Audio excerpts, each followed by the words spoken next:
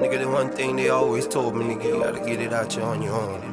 And that's real shit. That's real shit, nigga, real talk. Look! See, I grind hard. See, I grind hard.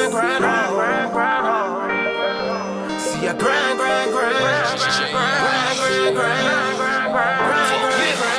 grind hard, independent. Said that you made mine on the money. Had some niggas that betrayed me, your family that forsake me. With the struggle, that's what made me.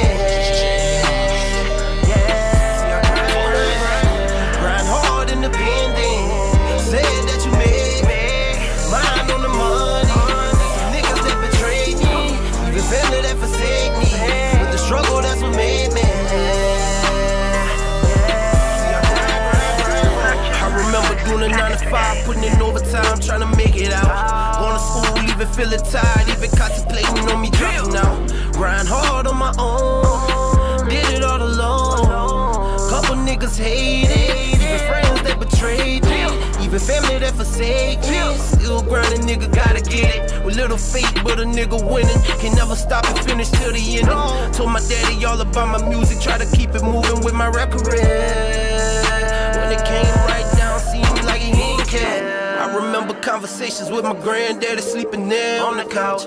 Told my granddaddy college ain't for me, rapping only way I make it out. Said, nigga, I believe you, go on and achieve it. If you feel you can make it, one day you'll be the greatest. Grind hard, independent. Said that you made mine on the money. Had some niggas that betrayed me, the family that forsake me. With the struggle, that's what made me. Grind hard, independent. Said that you made mine on the money. Some niggas that betrayed me, even family that forsake me.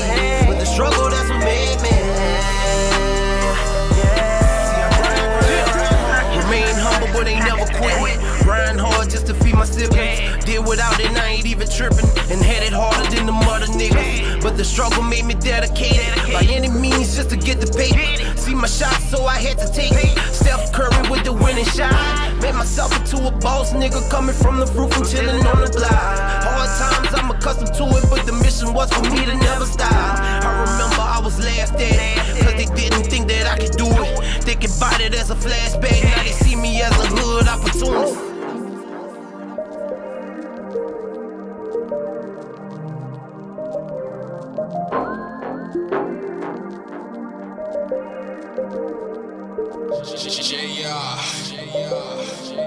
Fuck with me. Grind hard, independent. Said that you made mine on the money.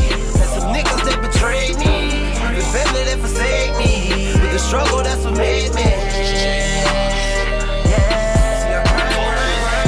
Grind hard, independent. Said that you made mine on the money. Had some niggas that betrayed me, even family that forsake me. With the struggle, that's what made me.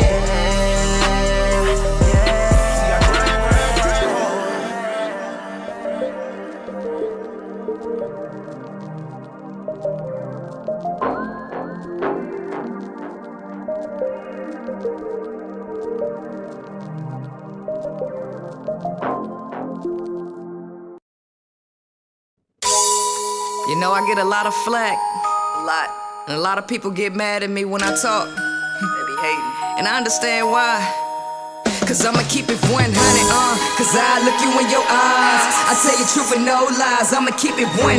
Got something to say, I look you in your face, then I put you in your place. I'ma keep it 100, I'm not an OJ's backstabber, just a realist, sticking on my facts grabber. Oh, I see the fear in the people's eyes, that's why I'm breaking down the science on this genocide. Listen, they claiming Black Lives Matter, right? Well, I'ma tell you that this bull, and I tell you why. Cause whenever you hear that set from another side, then every day in black communities be on the sides.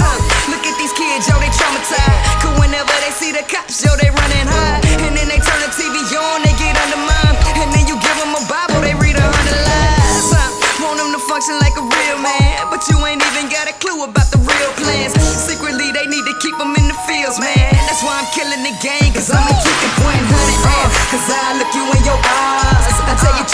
no lies. I'ma keep it 100 cause I'm a boss. If I talk, I'ma walk real talk. I'ma keep it 100 cause I look you in your eyes. As I tell you truth and no lies, I'ma keep it 100. Got something to say. I look you in your face, then I put you in your place. I'ma keep it 100 They claiming racism dead, yo.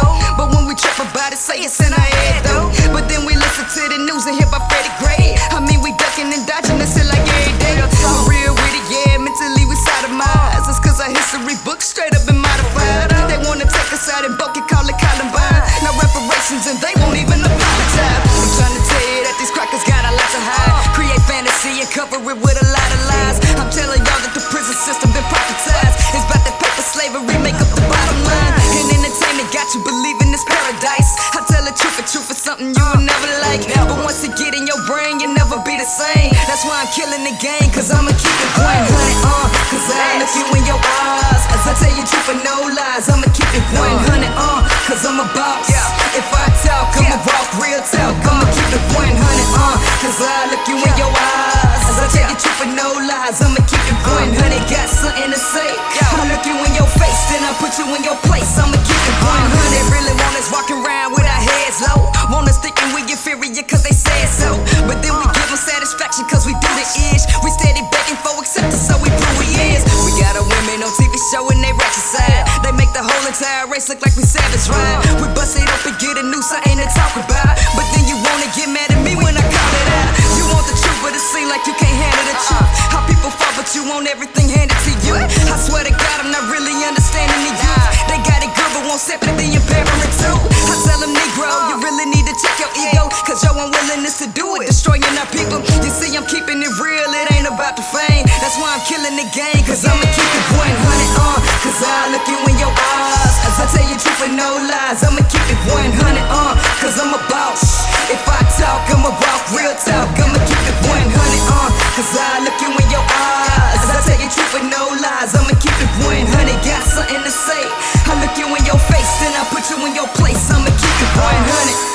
Yeah, 100. 100. They ain't ready. I'ma keep it 100. I'ma do it.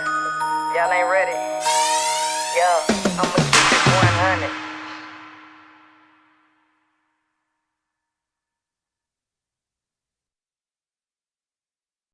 I am on an endless journey through eternity.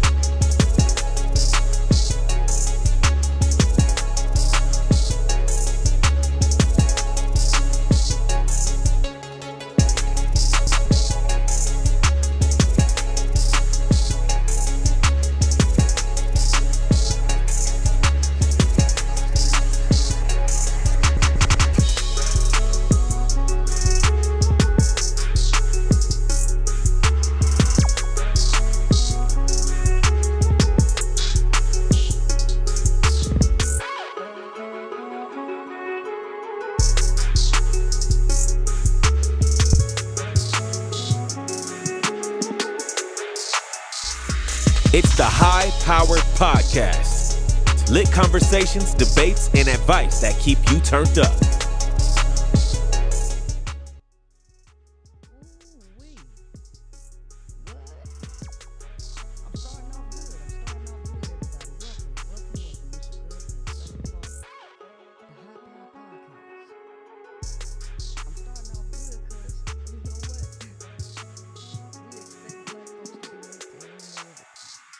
We expect us to be late to our own funeral, but I was not late to my funeral, and I was not late to my first show. So, I want to thank y'all for showing up. Before we even get started with what we're going to be talking about and doing today, I need y'all to go ahead and hit that like button, hit that subscribe button, and share this with your friends. Leave a comment and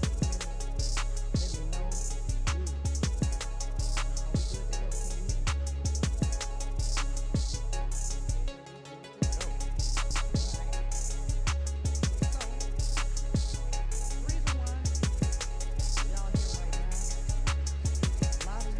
winning.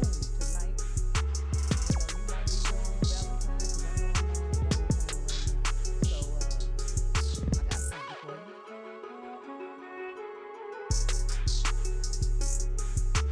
Are we good to go? Can you hear me? That's what the dish looks like. Today is Lover's Day. Today is Lover's Day. Today is Lover's Day. So just because it's Lover's Day don't mean that you got to have a partner to love. Because really it's all about loving yourself. You hear me? You hear me? I hope you do. I hope you do.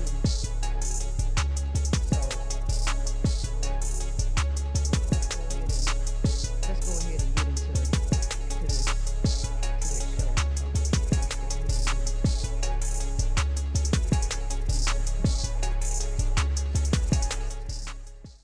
All right.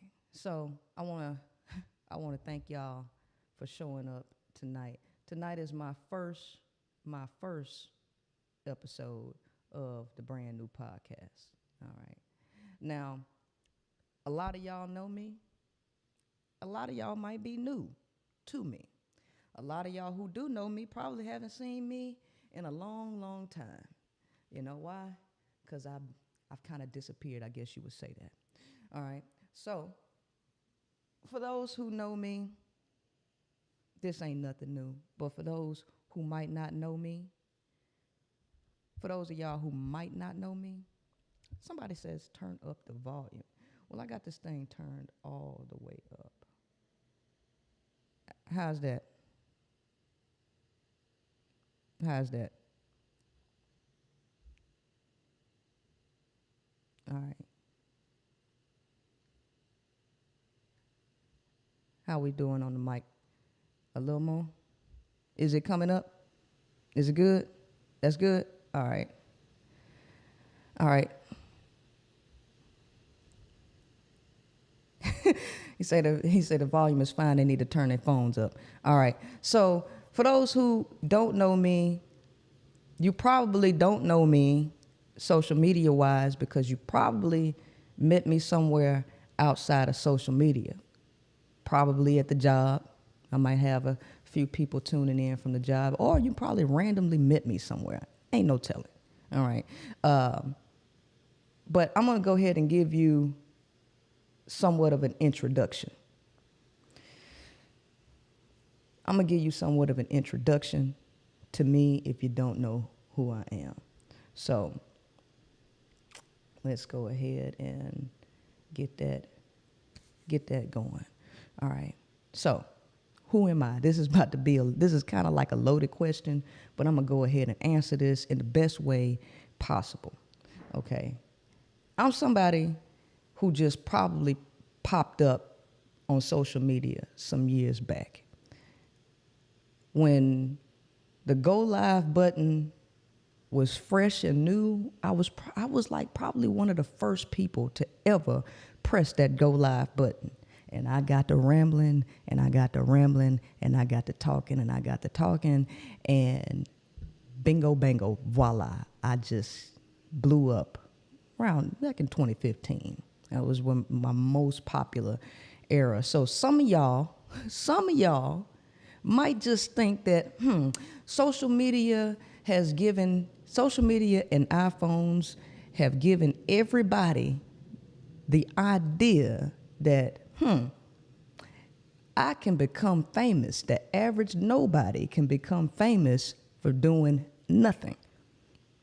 And it might seem like I might be one of these people who just might got some smoke blown up her ass to say, hey, you know what?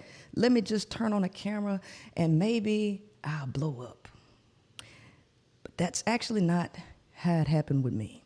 So for those who do know me, we're going to travel down memory lane for a little bit. This is one of my first screenshot of one of my first videos back in 2015, June.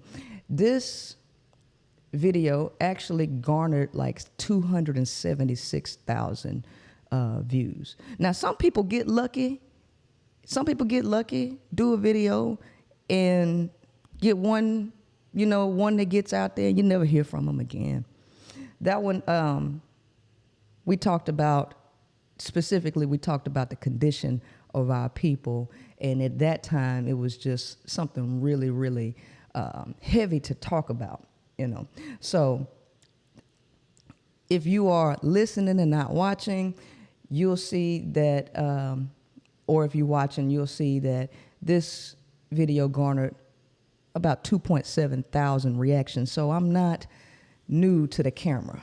I'm not new to the camera at all. Another one.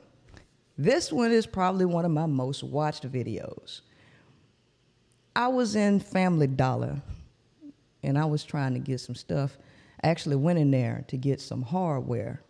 And then I was like, okay, well, maybe I can grab some vanilla extract out of here. But they didn't have vanilla extract. Anyway, I gave some information about chemicals in food, and this video garnered 1.8 million views.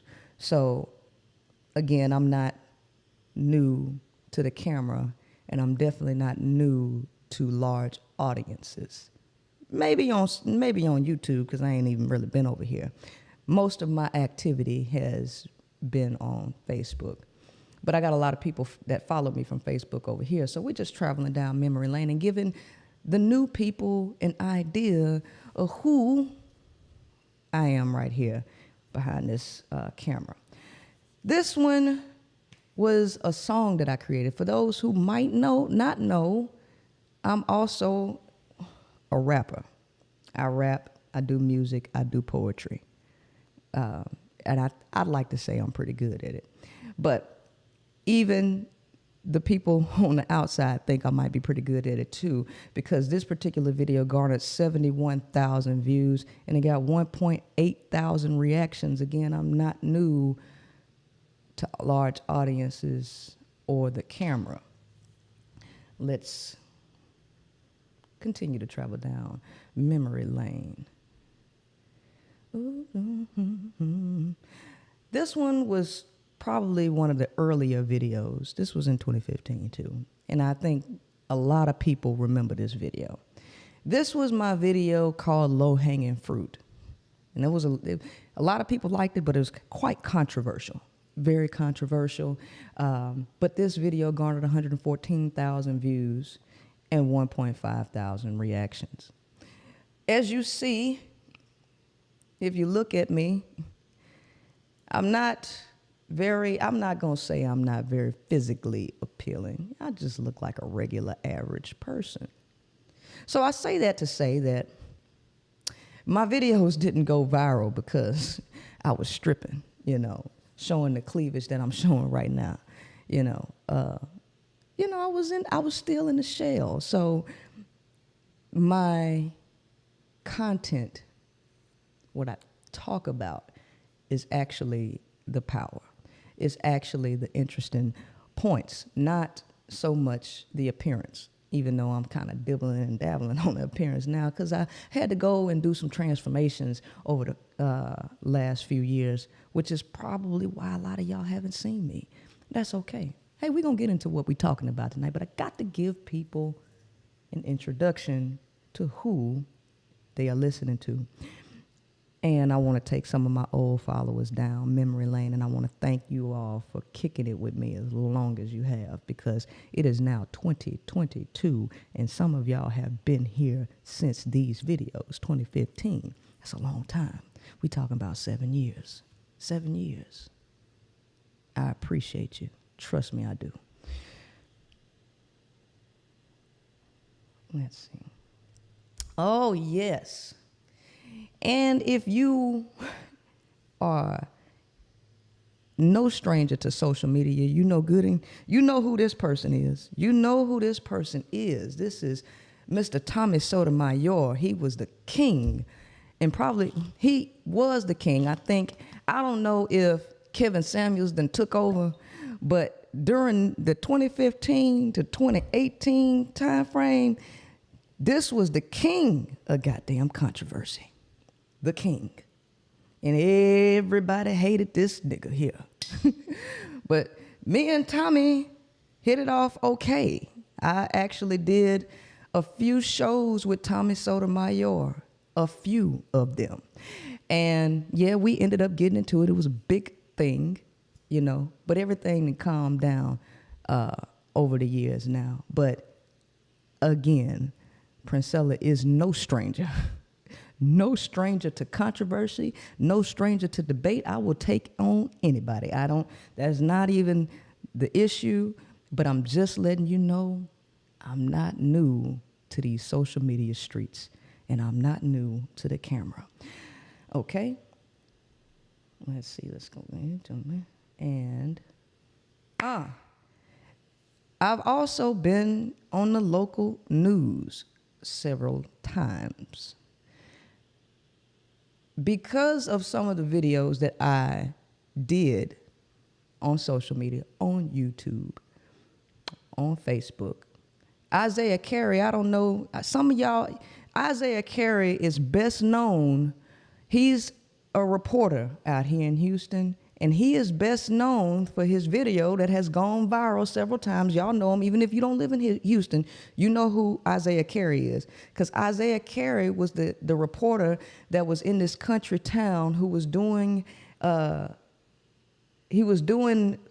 report on something, and a bug flew in his mouth, and his whole demeanor changed. It went from being, you know, on the white code to being on, hey, Negro, what the fuck is going on with this country-ass hick town?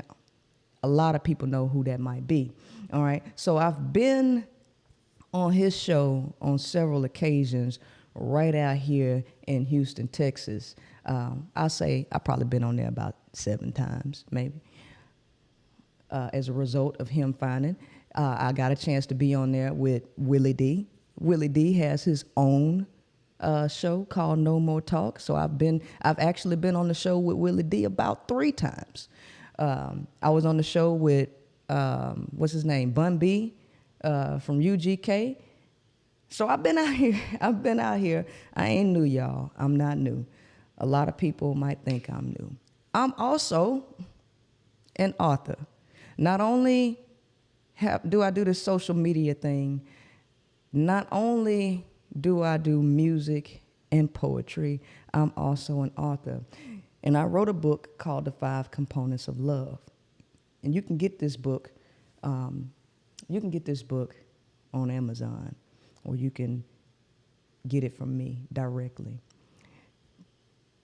This particular thing, we'll talk about this later on as we get into the actual discussion for today. But what I want to say is, as a person, I am quite well-rounded. I have had my hands in some of everything.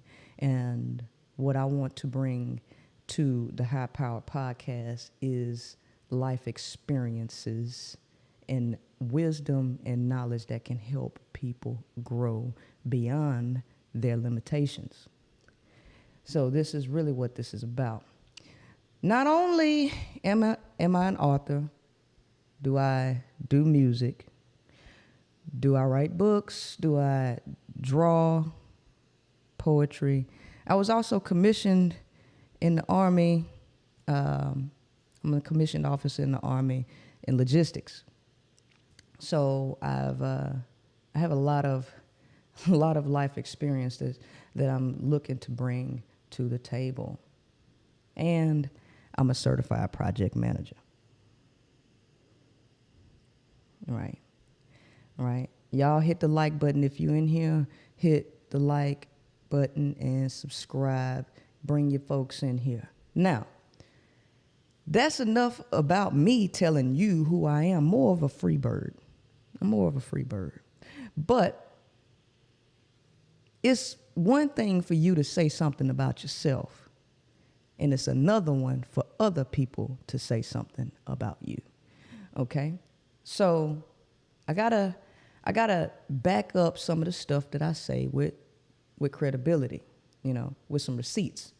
So back when I was really doing this thing on social media, I had a GoFundMe page, and I had a lot of people who supported me. So I'm just pulling some of the comments, because I pulled them from there specifically because they were easy to find.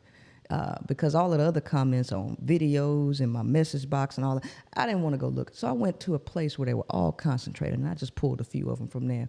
But Lorraine Jackson, she says, "Thank you for sharing your knowledge. It has helped me tremendously." All right. I'm not going to read all of that after that, because she closed down her Facebook page and all of that. But a lot of these people got help. They enjoy and that's why a lot of them still with me. So let's see, let's go. We got Shanique Lofton. "I just really want to thank you for everything, P. Really, I have learned so much. Love you, be safe, and be patient with us. Want to continue this journey with you." Dominique Hillman, "You literally are changing my thinking and my life. Thanks." Ms. Clark, "I know I've been sort of a pain in the ass on your page recently, and we may not agree on everything. However, please know that I have a tremendous amount of respect for you. Your cause is noble and your heart is genuine. I have learned much from listening. Keep up the good work." Hello. Hi, Princella. This is O'Deary from London, England. "I listen to you as much as I can bear in mind the time difference. Love you like cooked food. But seriously, I really do find you intriguing, exceptionally intelligent, and gifted. I appreciate you, and I sincerely say I've learned some valuable lessons from your teachings. You are so young for someone so unequivocally wise. I respect you and honor you, sister. Please accept my small donation of $65. You are worthy of more." Queen Princella, "You are a breath of fresh air," from Miss Alma Vincent. "And thank you for sharing all your videos and opening our eyes to looking at life in a different perspective. Please keep doing what you're doing, and may God continue to bless you with your craft. I'm your number one fan for life." Yvette Baker, "Your time and energy and the life lessons you provide are so much or worth so much more. I find so many gems in a lot of your videos. Please don't stop doing what you're doing." And Richard Thompson, "Thank you, sister. You are a master teacher." So this is just from a few people, all right? I got to give you some credibility to wonder, so you know who you're talking to, all right? I ain't just some random person that just decided to go live and say, "You know what? Everybody's doing podcasting. I can make it in podcasting." No, that was not how this came about. A lot of people actually have been asking me to do a podcast for a long time, because I used to just press the go live button, and I used to just talk. I didn't plan nothing. I would just come straight off the dome most of the time. And as time has progressed, life is all about following your purpose. And life and things on this path have shown me that my true purpose I already dibbled and dabbled in years ago, and then I walked away from it. And it pushed me back over here. And that's why I'm doing it this time with high quality. And that's what we're doing. So now, with that being said, the question is this: why did I choose to name the show the High Power Podcast? That is the next question. Well, I decided to name it the High Power Podcast. First, we're going to look up the definition of power, because I think you'll be able to gather why I named it that just by the definition alone. Power. The first context is not the context that we're looking for, but I will read the definition anyway. The ability to do something or act in a particular way, especially as a faculty or quality. Example, the power of speech. Not the context that we're using here. Number 2, the capacity or ability to direct or influence the behavior of others or the course of events. So, based on definition number 2, the reason why I chose to name this the High Power Podcast is because everything that you are looking for as an individual, you have it inside of you. You have the ability to direct and govern your behavior, your life in any way that you want.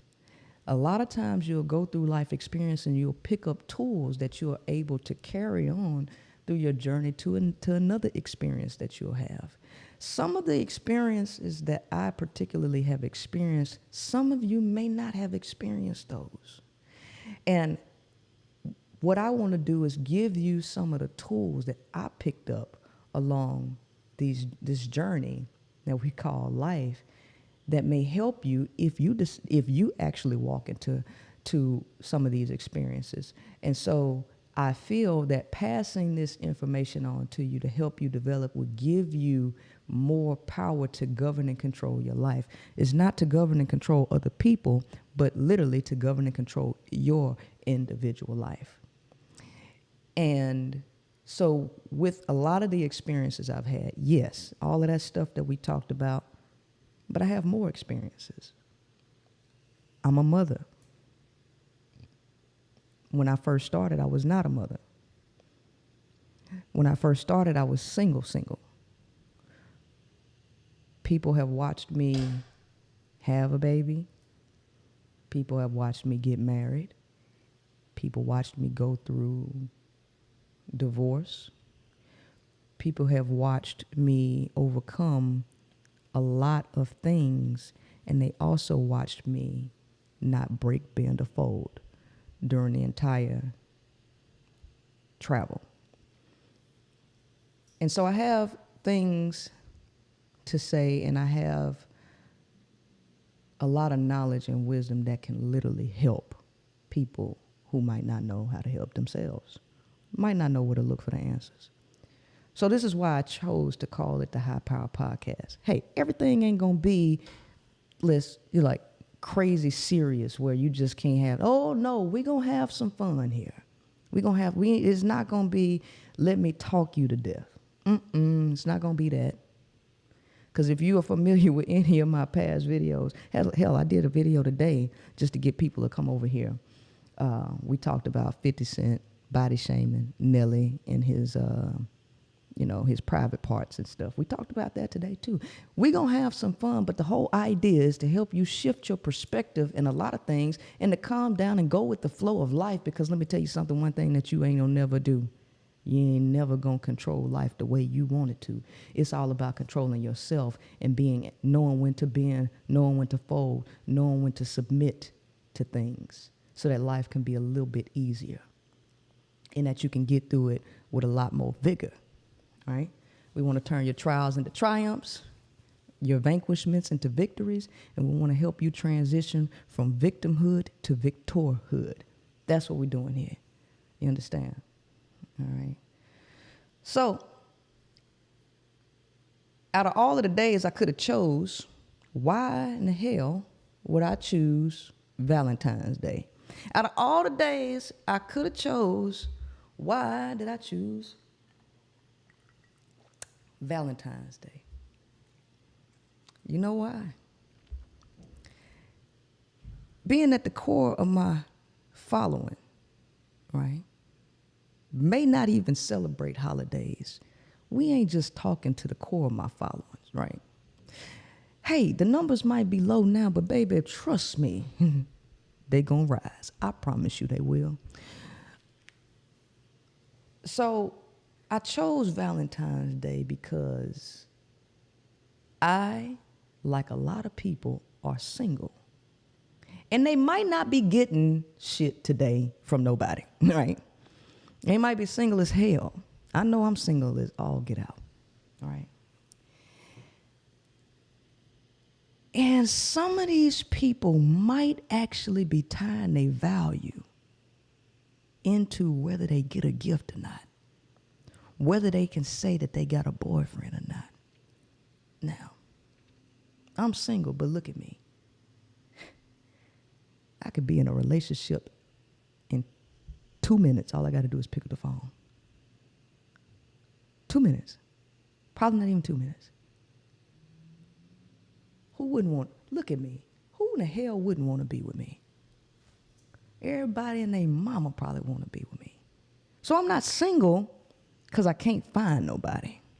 I'm single because I'm too valuable to give myself away for nothing. So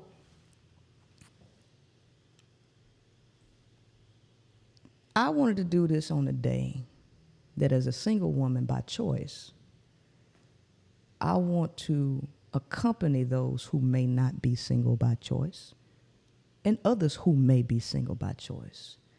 For those who are not single by choice, I want to put some positivity into them and help them look at things from a different perspective. And then for those who are single by choice, I want to make you a little bit more powerful and stern on why you single by choice. Because today is Lover's Day, but it's not loving somebody else. Today is Lover's Day for yourself. And that's why I had the meal cooked. That's why I had the meal cooked on a table for one person. Because this ain't about nobody else but yourself, right? Right? You ain't got to be single out here and moping around and all of that. You can enjoy yourself, right? But it's hard to enjoy yourself when you don't like yourself. Now, I know it's a lot of people out here that can't stand themselves. They don't like themselves, but they want somebody else to like them, right? You can't sit in a room and enjoy your own company, but you want somebody else to be all up under you, enjoying you, and you don't like you. And you can't like what you don't know. Some of you don't even know yourself. Because we are so adamant on being in codependent situations, right? Codependent situations. And what I want to do is help break that codependency and help people stand alone. See, when you get out there and you're listening to shit like Kevin Samuels, Red Pill, and all that stuff, you really feel that you let that poison get in your head, and you really feel that you have to be with somebody in order for you to have value. Oh no, baby. Do you not know that value is internal and you have to work on creating value? One of the most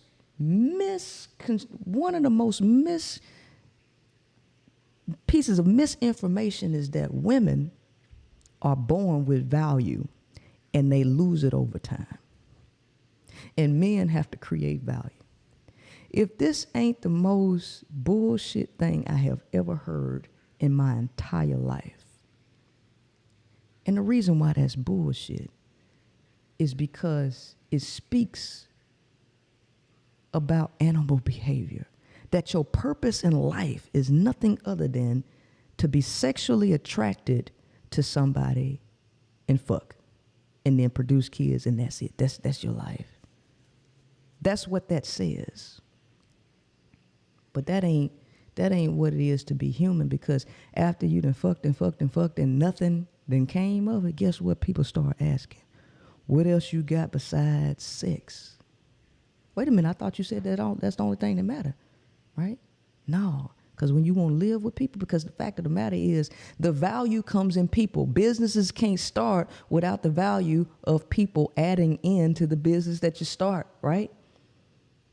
There's something internal that is of value to people, but people want to come up with these these talking points that are not true in real life.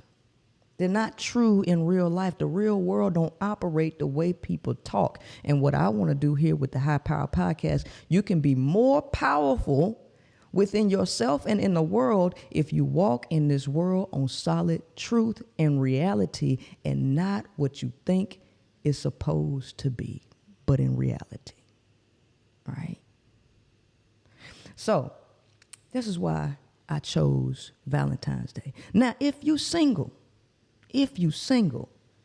and you feel like what I'm saying is bullshit, listen.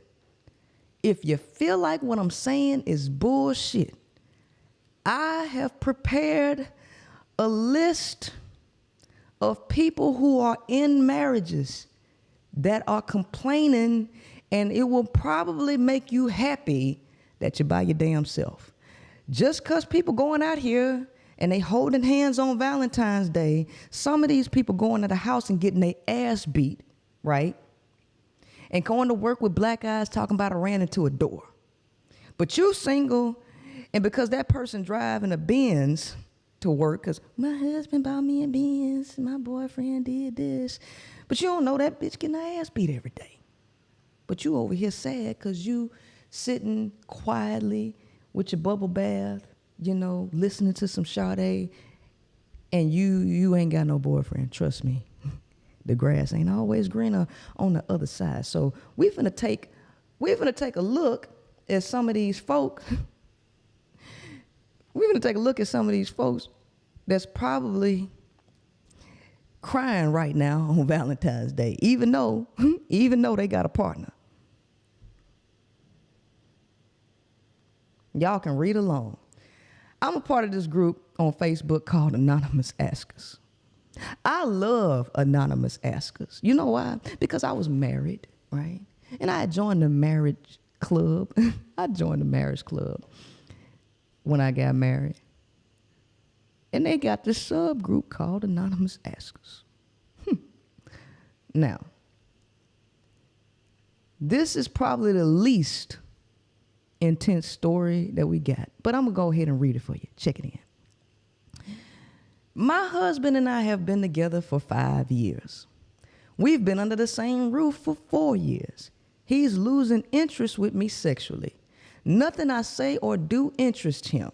I've tried lingerie, toys, even setting the mood, and trying out offering the acts for the night. He won't engage. Yet, he likes porn and jacks off. Well, is it just me? How do I keep him satisfied if he seems uninterested? Our sex life has slowly dwindled since we've been together. He won't try anything new, even though I've tried and offered. Yes, he gets hormone replacements and ED meds. I'm tired of trying and asking, especially when he doesn't seem to want to try. Suggestions. Okay. This is probably the least of the horror stories, but we talking about they only been together for 5 years. They say until death do you part. It sounds like it's already dead to me. Because you know what? When you in a marriage, everybody think that you supposed to keep your pee-wee and your VJ within the marriage. Well, if you want to talk about till death do you part, and you want to, why we ain't staying together like our grandparents stayed together, and you talking about 40 years. Baby, they ain't only 5 years in. She got 35 more years to go, all right? Not getting no sex from her husband, right? And she can't figure out why he don't want to be with her. So she wrong if she cheat and go get it from somewhere else, right? He won't say nothing to her. Y'all think, can y'all be honest? Be honest. Don't sit up here and lie. Because one thing you're going to get, I'm going to start doing something like 3 strikes and you're out. If I catch you lying, okay, on the High Power Podcast where we come in here and we kind of tell the truth, if you get 3 strikes, your ass going to timeout. Now, and I'm going to set that up because I'm still setting stuff up like sound effects and all of that. Be honest. Would you rather be single or would you rather deal with that? Be honest. Be honest. Would you rather be single or would you rather deal with that? All right. Because I'm going to tell you right now, dude, we done. We are done. I'm in the prime, in the height of my sexual peak, and I'd be damned if you sit there and want to jack off and not pay me no attention. You, the four sisters on Thumb Street, and that shit you watching on whatever the hell, Pornhub, go on, keep it. Do you? Because I'm out. I'm telling you right now. I'm telling you right now. Eyes out. I'm out. I know y'all gonna say, you better not come over here try to be all high and mighty. You know good and goddamn well y'all will be out too. Or you be cheating like a motherfucker. You know it. Anyway, next. Y'all ain't, trust me, being here with me right now on Valentine's Day by yourself is a good thing. Hi, I need help.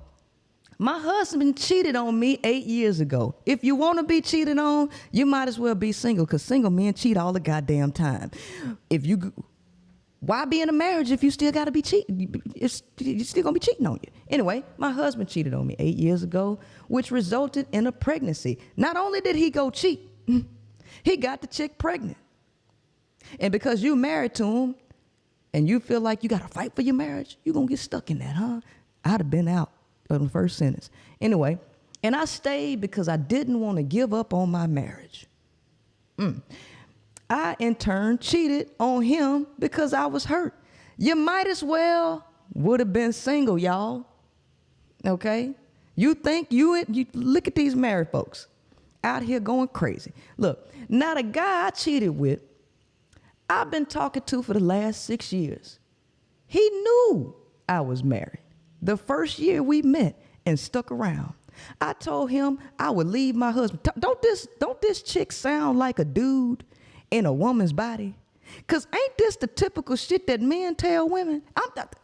Listen, he knew I was married, i.e. she knew I was married. I did tell her I was going to leave my wife.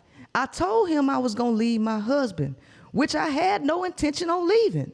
Well, you know, I just told her that so I can keep on getting the, you know, the little thing, you know, but I ain't really want to leave my wife. This sound like a female, like a man in a woman's body. That's what this sound like.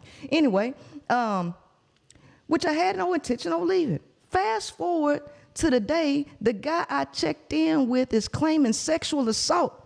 Now, don't these roles sound reversed?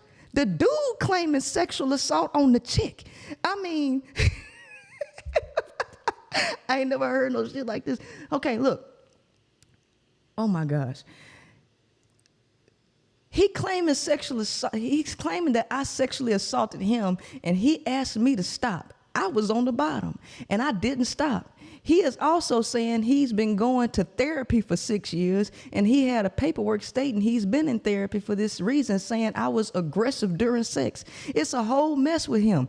I don't know what to do to get but to get a lawyer and prepare for a fight, because I say it was consensual, and he's saying it was not because I was aggressive. Do y'all hear this shit? Do y'all hear this? Look, as a single person, you might have to deal with this if you get you a little one-nighter and shit goes sideways. But the reality is this chick cheated on her husband because he cheated on her. Now you done ran.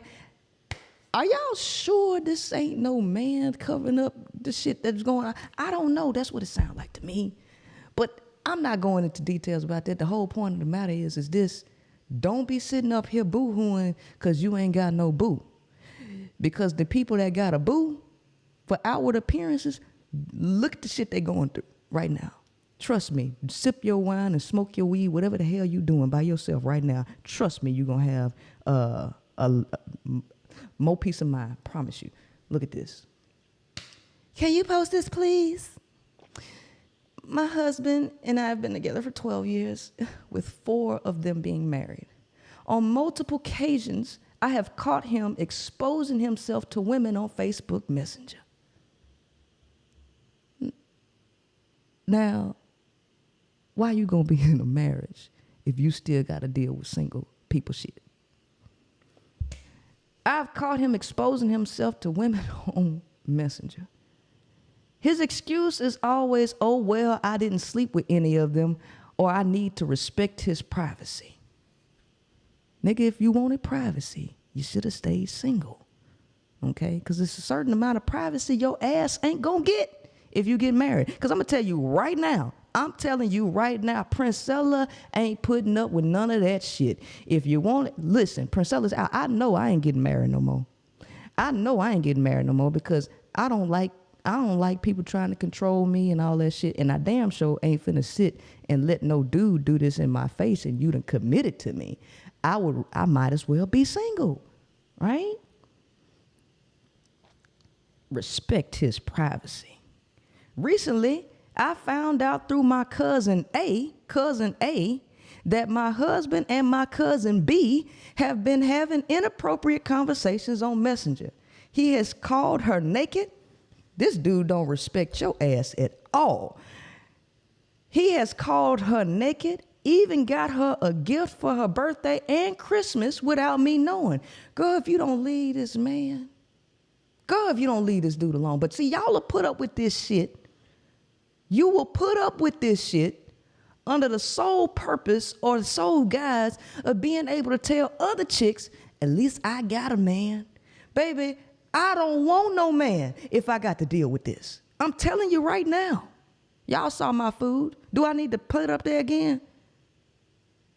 Huh? I cook. I'm good. Baby, I'm the value here. I don't need no man to put up with this shit. If you ain't gonna be solid, get the hell out of my face. Look at this.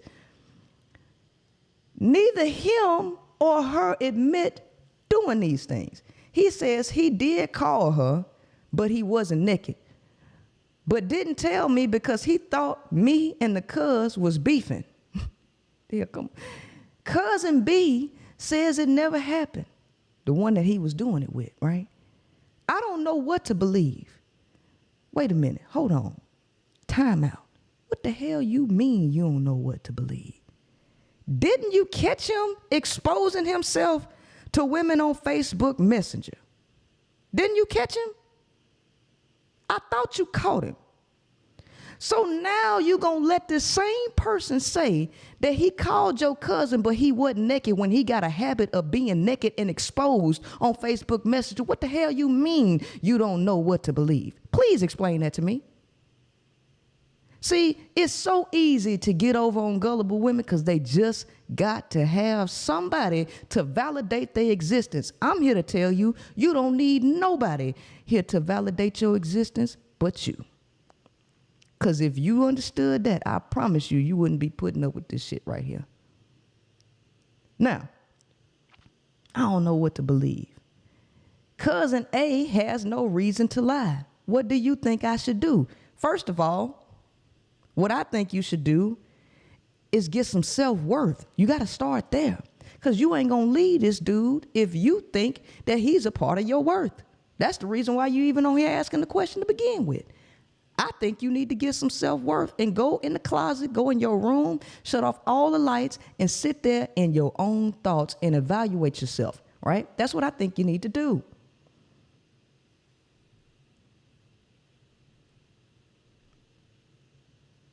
Trust me, y'all. Be happy you single right now because you ain't got these problems right now. I have an anonymous question for the group. Please help. I can't get my husband to get a job. Hold on. Hold the hell on. Woman, you can't get your husband to get a job. That sound like you got a goddamn kid. That's what it sound like before I even go on with the rest of this. Can't get him to drive Uber, DoorDash, nothing. Backstory. He had a stroke before we met. Within 6 months of our meeting, he was completely healed. It has been a year since then, and he will get a job and just quit within a few days or weeks. I don't know what to do but to keep talking to him about his next steps. Hold on. What the fuck you mean? Keep talking to him about his next step. This is the definition of codependency. Do you hear this? This dude won't get a job, and she say she don't know what to do besides to keep talking to him. Ain't like Willie D say, no more talk. No more talk. What is it to talk about? Kick his ass out. But you know why you dealing with this? Because you just need to be validated by some penis. That's why you dealing with it. That is the reason why you dealing with that dog ass shit right there. He just sits around playing video games. First of all, is a woman right here is a bad motherfucking woman. And I know I'm bad. If I got people out here if people on here watching me that work with me or see me at work, they'll tell you I work. Princella work. Oh, Princella work. I sure do. And as a woman that work, I'll be good and I'll be damned if I'm gonna sit up here and deal with a dude that want to play video games all goddamn day. Video games? What is you, 12? Huh? Smoking? Video game? Woman, what's your problem? Because he is a problem, but he ain't the problem in this situation. You the problem. Mm-hmm. And talking on the phone to his family. I have to pay all the bills. Girl, what is wrong with you? I'm sorry I ain't reading this all the way through before I make commentary, but I can't because this is just plumb dumb. I have to pay all the bills. When we talk about it, he makes all these promises, or sometimes he just goes off on me for asking him to stand up. Girl, what is wrong with you? Do you not see that you're dealing with a 7-year-old? This is like asking him to clean his room. Y'all better be happy that you single, baby. Don't be so happy because somebody bought you a flower and you can say, "Ooh, my man got me a flower on Valentine's Day." But meanwhile, your ass got to pay all the bills while he's sitting up there smoking and playing video games. Girl, please. Please. Get some self-respect. Look at this. I am doing everything a wife should. This ain't even her boyfriend, y'all. This chick is married to this trash ass dude. But you got people up here praising getting married to the bottom of the barrel type motherfuckers. Hell no. Cooking, cleaning, she can't get this nigga to wash the dishes. She can't get this nigga to wash the dishes. So you let this, fuck asking this, I'd have been filed for divorce. She let this dude sit up here and play video games, smoke and talk on the phone, and then refuse to do the dishes. Girl, you dealing with a 7-year-old. Timmy, get in here and wash the dishes or I'm gonna ground you. No more video games for 24 hours. Bitch, if you don't get some nuts and kick this nigga out the house, huh?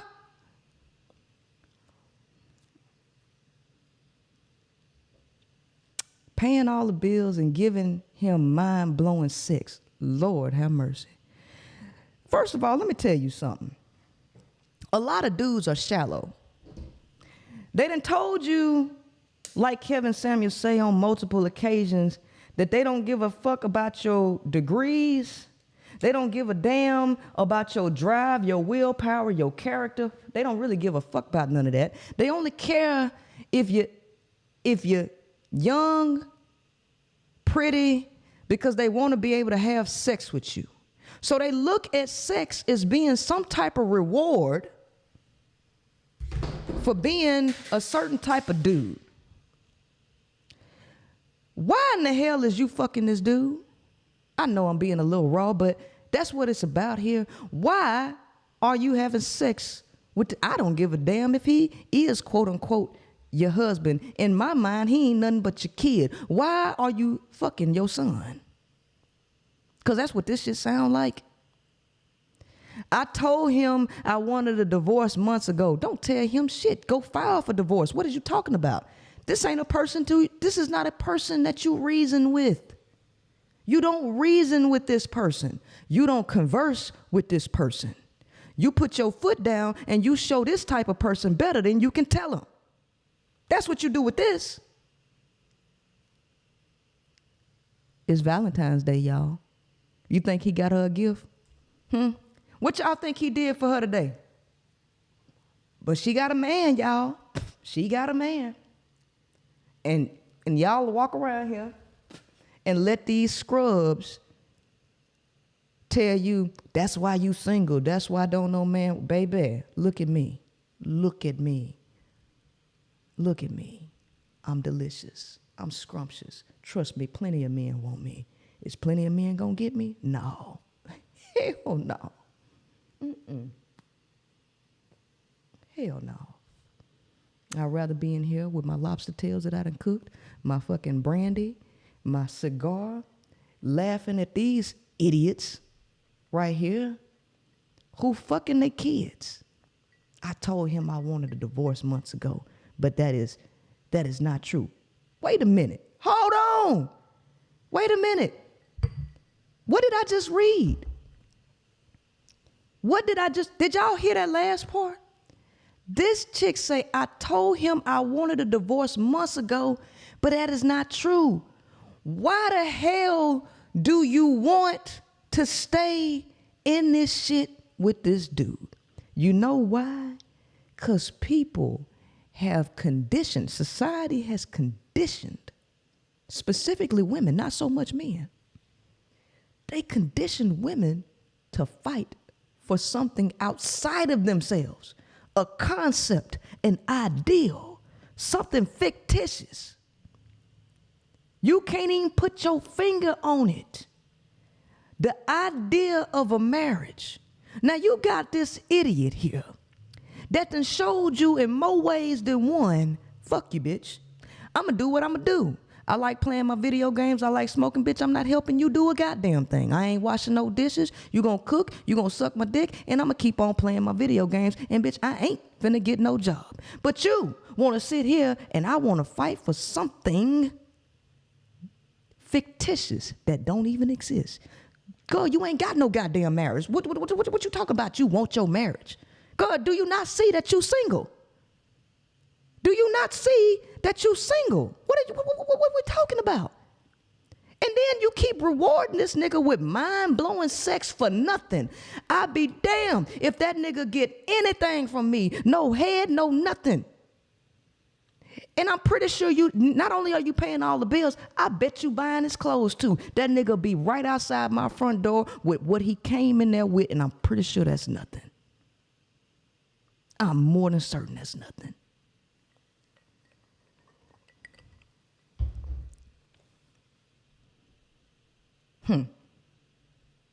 These crazy ass people. That's why we doing this on Valentine's Day, because I want you to feel good about being single on Valentine's Day. I want you to feel real goddamn good. I've been married for going on 13 years. Now this person said, please post anonymously in all caps. Now check this idiot out. I've been married for going on 13 years. I got with my husband, then my boyfriend, when he was fresh out of the penitentiary. First of all, first and foremost, bitch, why? Why in the hell are you getting niggas fresh out the penitentiary? Why? I got to do some evaluation on you. I got to do some evaluation on you on why you feel like the best option is to get a nigga straight out the penitentiary. Now, to be honest with you, I'm going to read the rest of this for y'all. But to be honest with you, it stopped right there for me.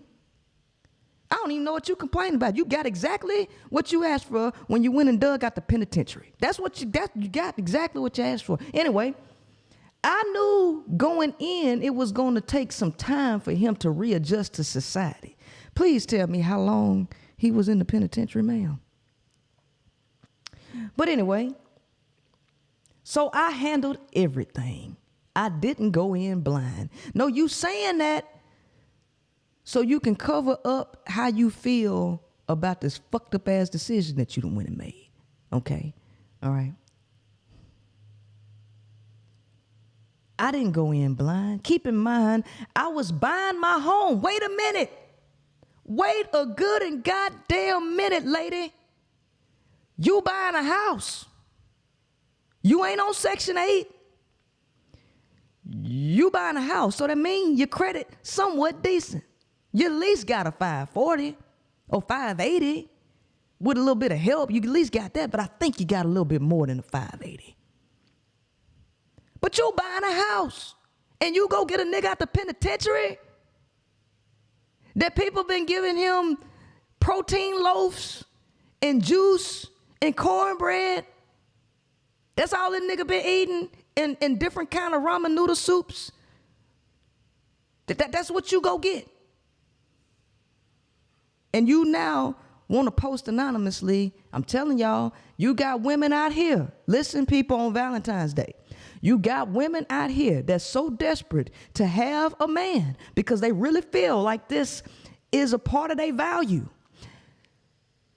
that they'll go get a nigga out the penitentiary just to say that they have a man. You better learn to love yourself, and you better learn to have some standards for yourself. If you end up single, so the fuck what? I was buying my home, new car in the driveway, etc. But you go get a nigga that got to ride a skateboard. That's his way home, out the penitentiary. Skateboard. After about 6 months, I asked him when was he planning on getting the job. He nastily replied, maybe I don't want no job. Maybe I don't want a job. That one threw me for a loop. Baby, I don't know why I threw you for a loop.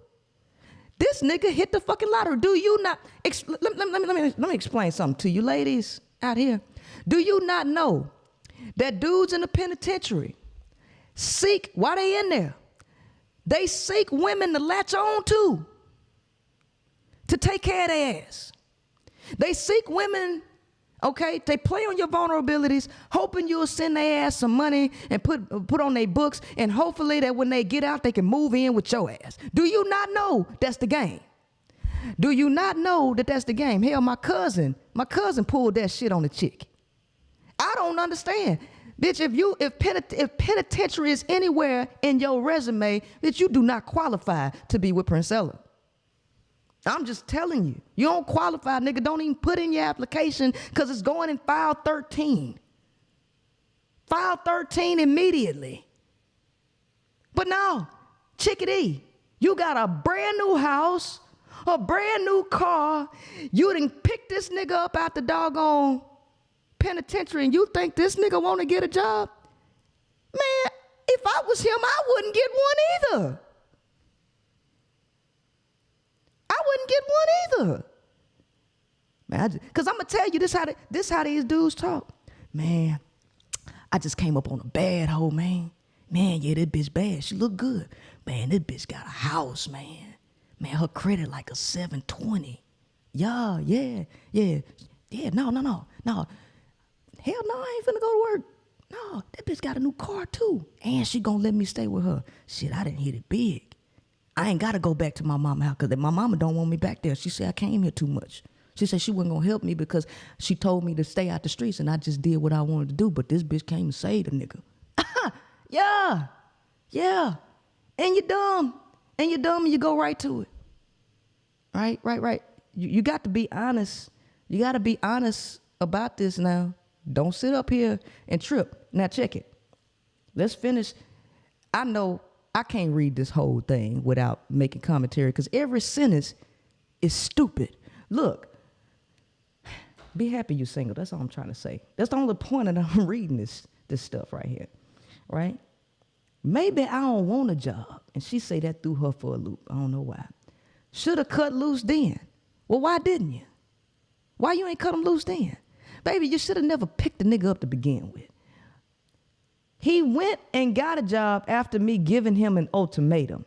It lasted for about 4 months, and he was pulling down the hours, but he was stingy on bill assistance. Then all of a sudden, no job. So now he don't want to pay no bills. He don't want to do nothing. Now he ain't got no job. He quit. He said he was fired for getting too many hours. That's a lie. Sounded like garbage, but by this time, my heart was all in. How the hell did your heart get all the way in when you already had problems from Jump Street? What is your heart? I need her to tell me, what is her heart falling for?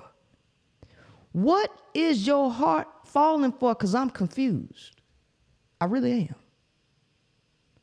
I really am. Because Princella heart ain't getting involved on no level with this type of stupidity. I wouldn't even spit on a nigga like that. Now, I'm telling you the truth. Now, let's see. He began hustling to make money. Oh, going to do some shit that'll take your ass right back to the penitentiary, huh? Lord. And woman, you got a house and a car, and this is what you won't deal with? Lord have mercy. He was damn good at it too. He was helping pay all the bills and all was good. Well, we ended up getting married. Lord have mercy. So this is bad decision after bad decision after bad decision. So you'll accept him going out to slang and deal dope, drugs, the same, probably some similar shit that'll put his ass back in the penitentiary. And you all good with it because he done paid you some bills. Fuck the idea that he could be out there in the streets getting into some heavy shit and then somebody want to kill his ass. But instead of killing him, he come up and shoot up motherfuckers that's close to him. You don't even think like that, huh? You don't know what this dude into. But it's all okay because, well, he was real good at selling drugs. Yeah. Based on how you think, maybe this is the type of dude you need to be with. Because there's no way in hell.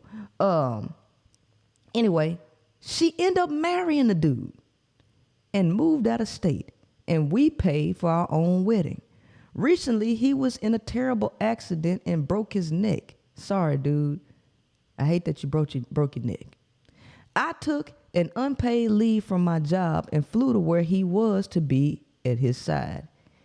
He had numerous surgeries and long hospital rehabilitation stays. During that time, he lost his mom and 2 siblings. My condolences go out to you and your family. He's now handicapped and has seemed to give up and mostly relies on me. Hold on, let's go to the next one. Most rely on you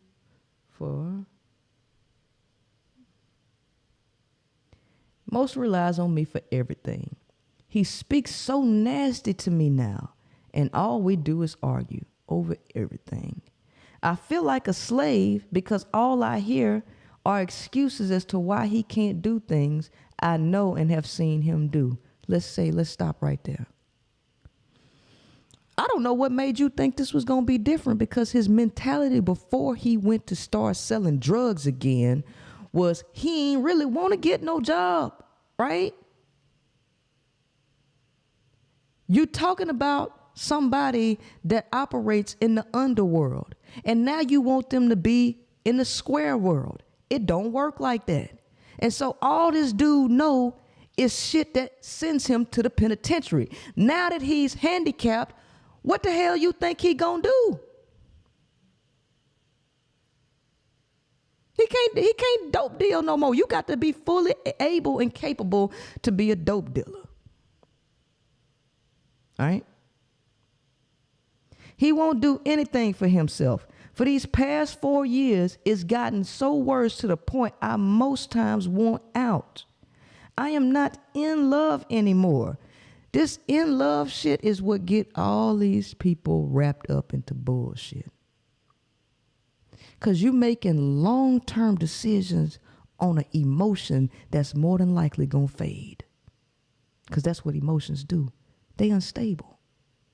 So what you thought was love with some flimsy ass lust and emotions you probably wanted to fill a void. And now that he ain't able to fill that void, you don't have a feeling no more. Baby, love is not solely a feeling, and we're going to get into that when we talk about the book that I wrote, The 5 Components of Love, huh? I do love and care about him. Last week we had an argument so bad I felt like packing up and leaving. I can't afford to leave right now. I don't have anywhere to go and not enough money to move out or file for divorce. So now you done went and bought a house, a car, and now you done took on, I'm pretty sure, because this is what I'm seeing in this, when he was dope dealing, he was bringing in, because he was real good at it, he was bringing in more money than you could actually sustain your lifestyle on, because you started depending on that money that he was bringing in.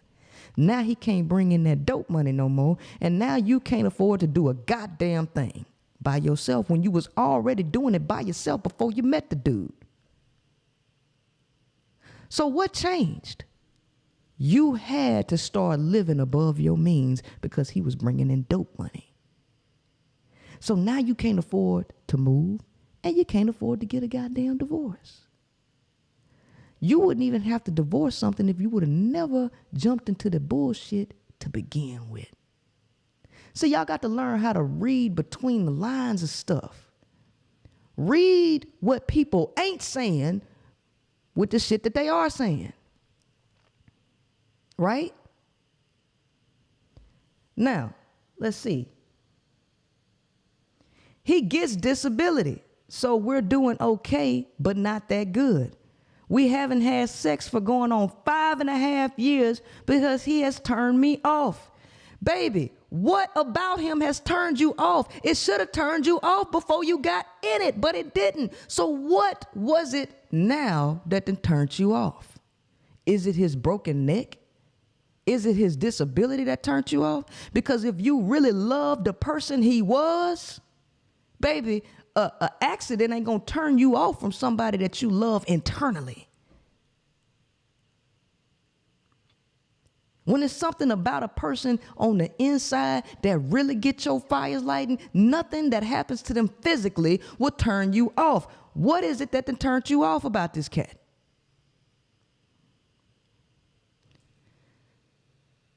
He wanted it so much that it became a chore. Now sex isn't even on my mind anymore.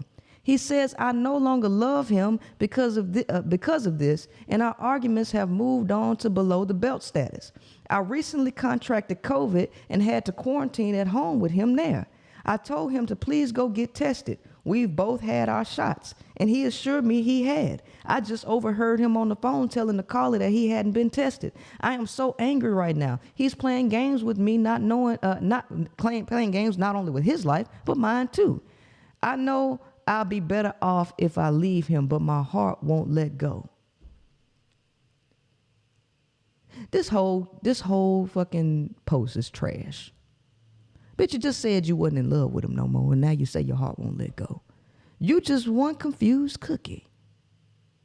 But I only read all that, y'all, so that you wouldn't feel so bad about being single right now. Because that bitch is single, right? The chick before her was single, but they got relationships, right? And they bad, they piss poor. Do y'all know that 90% of the shit that they post in Anonymous Askers is shit like this? Y'all do know that, yeah? The majority of stuff that is posted in Anonymous Askers come from married folks. So please, don't be feeling so bad right now, okay? Anyway, so the grass ain't greener. Now on a better note, right? On a better note. Y'all heard that Venus Williams, she say she a virgin at 41 years old. At 41, Venus Williams say she a virgin. And you got a lot of people, you go girl. And I'm going to tell you right now, I think it's bullshit. I'm not saying that she bullshit for saying she a virgin. I believe that she a virgin. I'm saying the concept of virginity in and of itself is trash. And it's not something to be praised. Well, why you say that, Princella? Why you saying virginity is not something to be praised? First and foremost, nature does not support the concept of virginity, because the whole thing of being human is to reproduce. And you can't do that without sex. So that tells you right now that the concept of virginity is not even supported by nature. This is why I'm going to tell you why I don't. Which means, or which insinuates that the more anti-human or the more inanimate a woman is, the more valuable she is. So the less human she is, because women are perceived or socially, the social perception, that's what I'm trying to say. The social perception of women is that women are also always supposed to be happy, submissive, polite, smile all the time, don't be upset, be pretty all the time, don't have sex,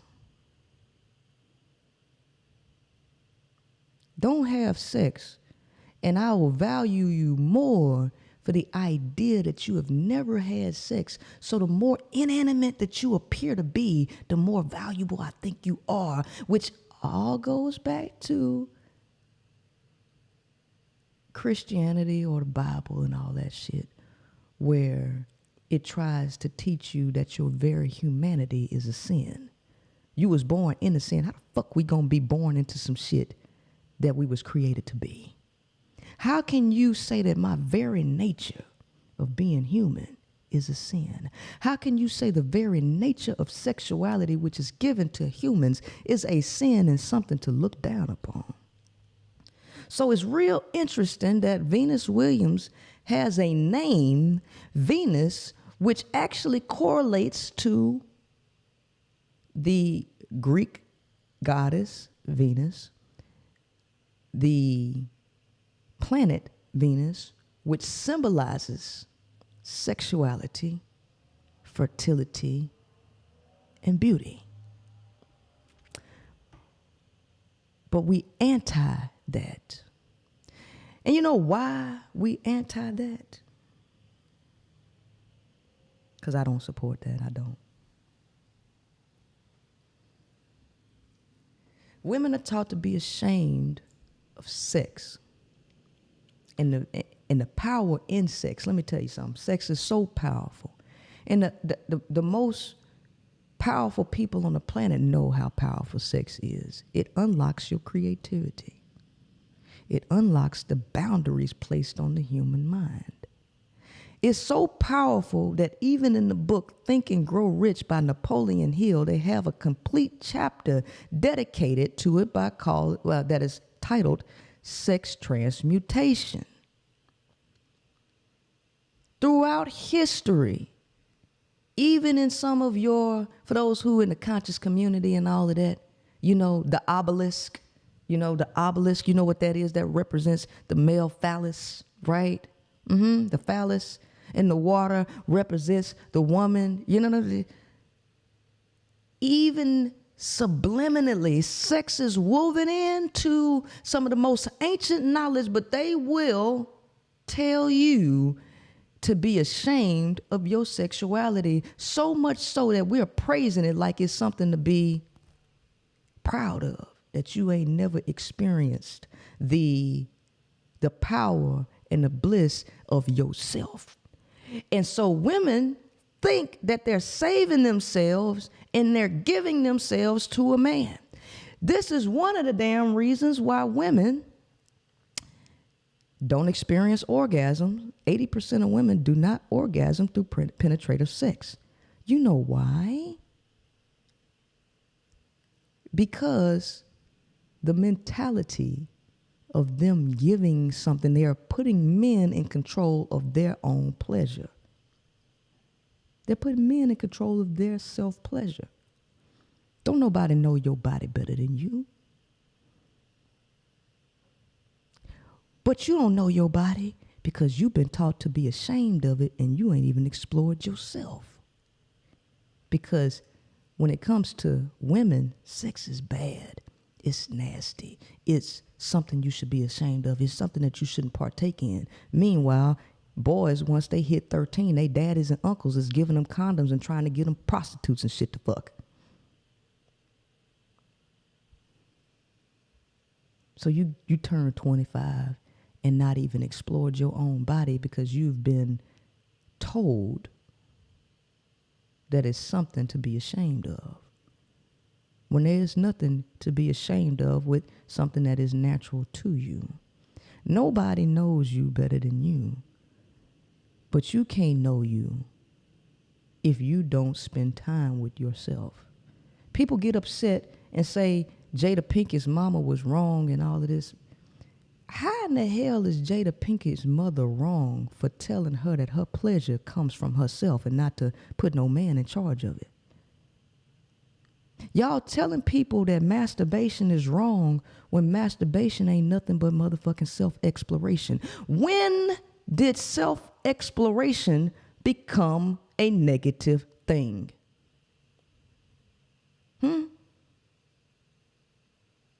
Oh, it's only negative because the woman is doing it. But you walk in your son room, you're going to give him privacy while he jacking off, huh? Well, that's just what boys do. So what girls do? Well, we don't want to talk about that. Why not? They human too. They're human too.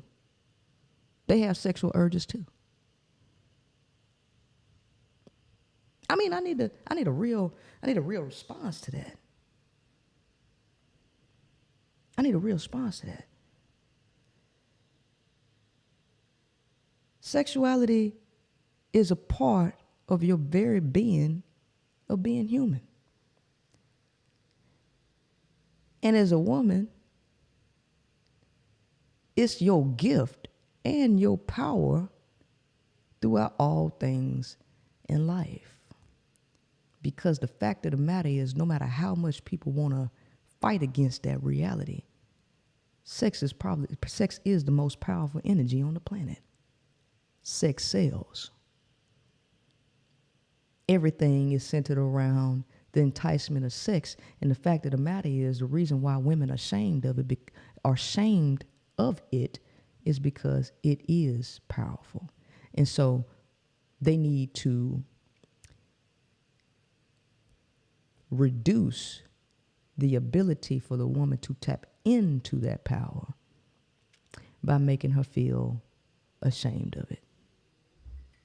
But I'm here to tell you from experience, because I have had to regenerate my mind around it, because just like many women, I have suffered issues and trauma around this very topic myself.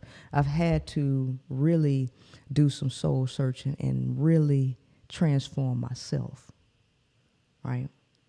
And repair some broken pieces within myself. And a lot of women share these broken pieces, right? The one thing about this new day and time is that things are becoming a lot less taboo. And there's always a pro and a con to everything, but when things don't go the way people want it to go, they always find the cons, as if it ain't no pros in it. Ain't nothing all con and ain't nothing all pro. It's always going to be a heads and tails to every coin. Every single one of them.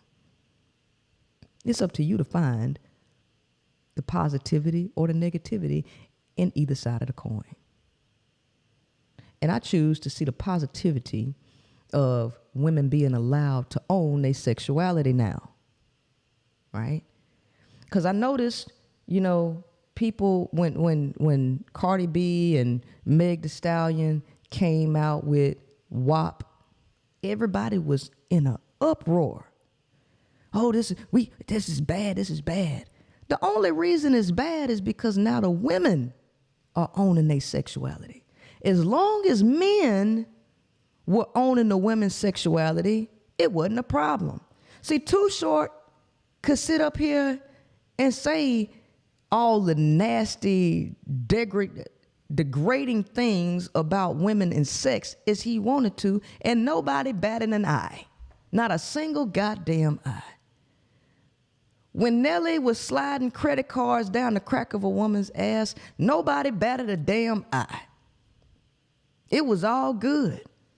But as soon as the woman say, I got some WAP, the world come crashing down. You know why? Because they don't want the woman to own her sexuality. He doesn't want her to be in charge of it because it's too powerful. And they know it.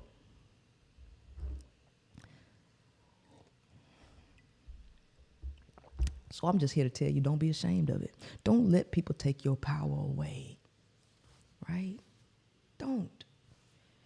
You look back at my old videos, most people didn't even think.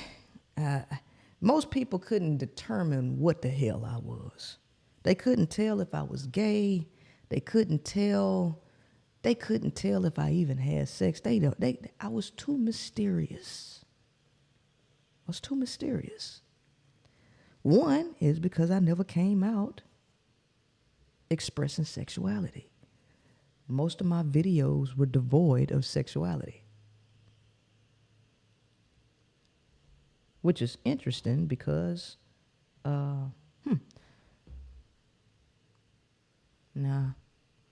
let's see.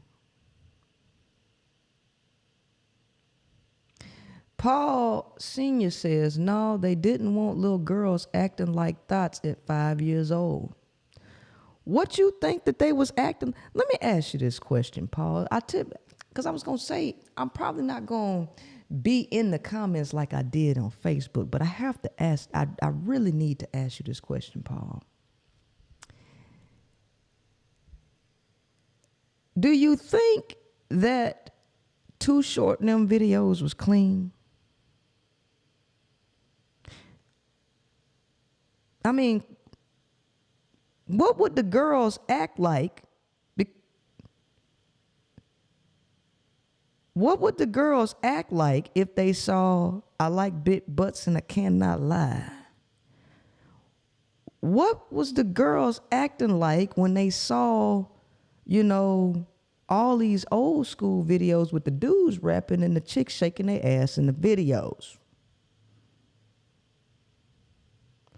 I'm just trying to, because what you say don't make sense.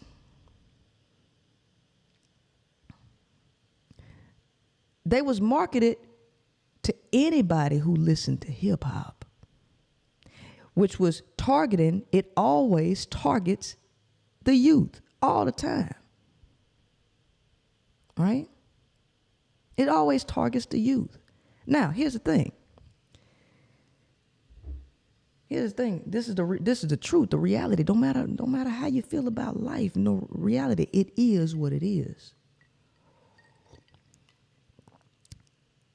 Sex is a natural thing, and you ain't got to teach nobody to have no sex, to play with theyself, and none of that shit. They gonna do it. They gonna do it. They gonna do it. You don't have to teach nobody to have sex or introduce them to sex. They will do it because it's a part of nature. It's a biological wiring. That's what's going on. So you ain't got to teach nobody nothing. This idea of being a thought. Dudes will call a chick a thought if she sleep with somebody that nigga don't like. Oh, she ain't nothing but a hoe. She fucked that nigga, but she ain't fuck me. You'll call a chick a hoe for sleeping with somebody one time. If a 13, 14-year-old girl has sex one time because she's exploring, doing something that is natural for humans to do, y'all will call that little girl fast, hoe, and thought, and ain't had but one fucking little ass experience. What we talking about?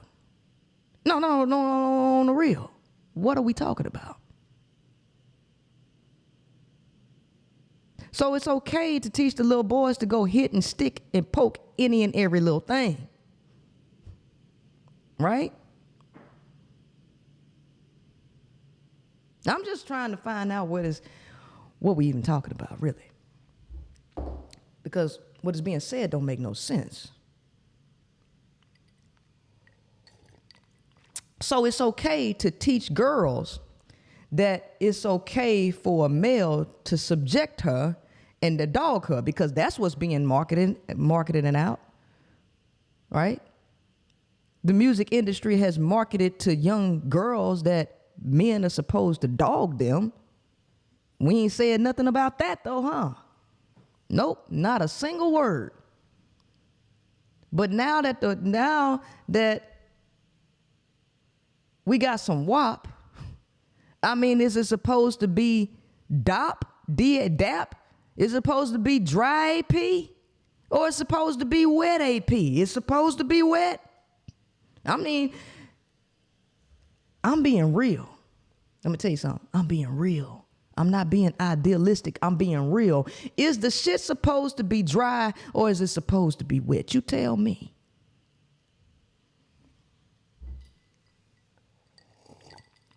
So as a woman, I can't acknowledge that I got some WAP. I can't wet AP. I can't say I got some wet AP, because if I say I got some wet AP, the world gonna come crashing down. She is so trashy. She is so thottish.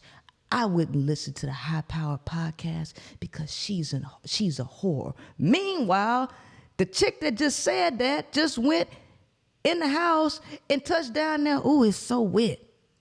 Huh? But I'm wrong for acknowledging my humanity. Huh? We about a one confused ass group of people, right?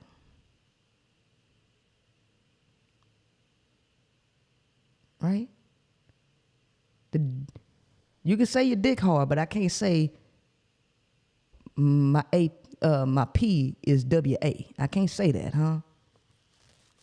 Because it's wrong. Because Princella, you don't know who listening.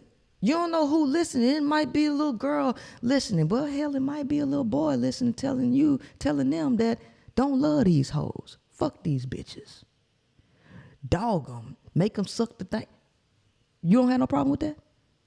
You don't have no problem with them going to shoot them up, kill them, bang, bang, sell dope? You don't have no problem with that? We only got a problem when the gay man come out and say, I like penis too, and the woman say, I got WAP. Now the world is crashing down now. It's crashing down now, but it wasn't crashing down before, as long as men said what the hell they wanted to say.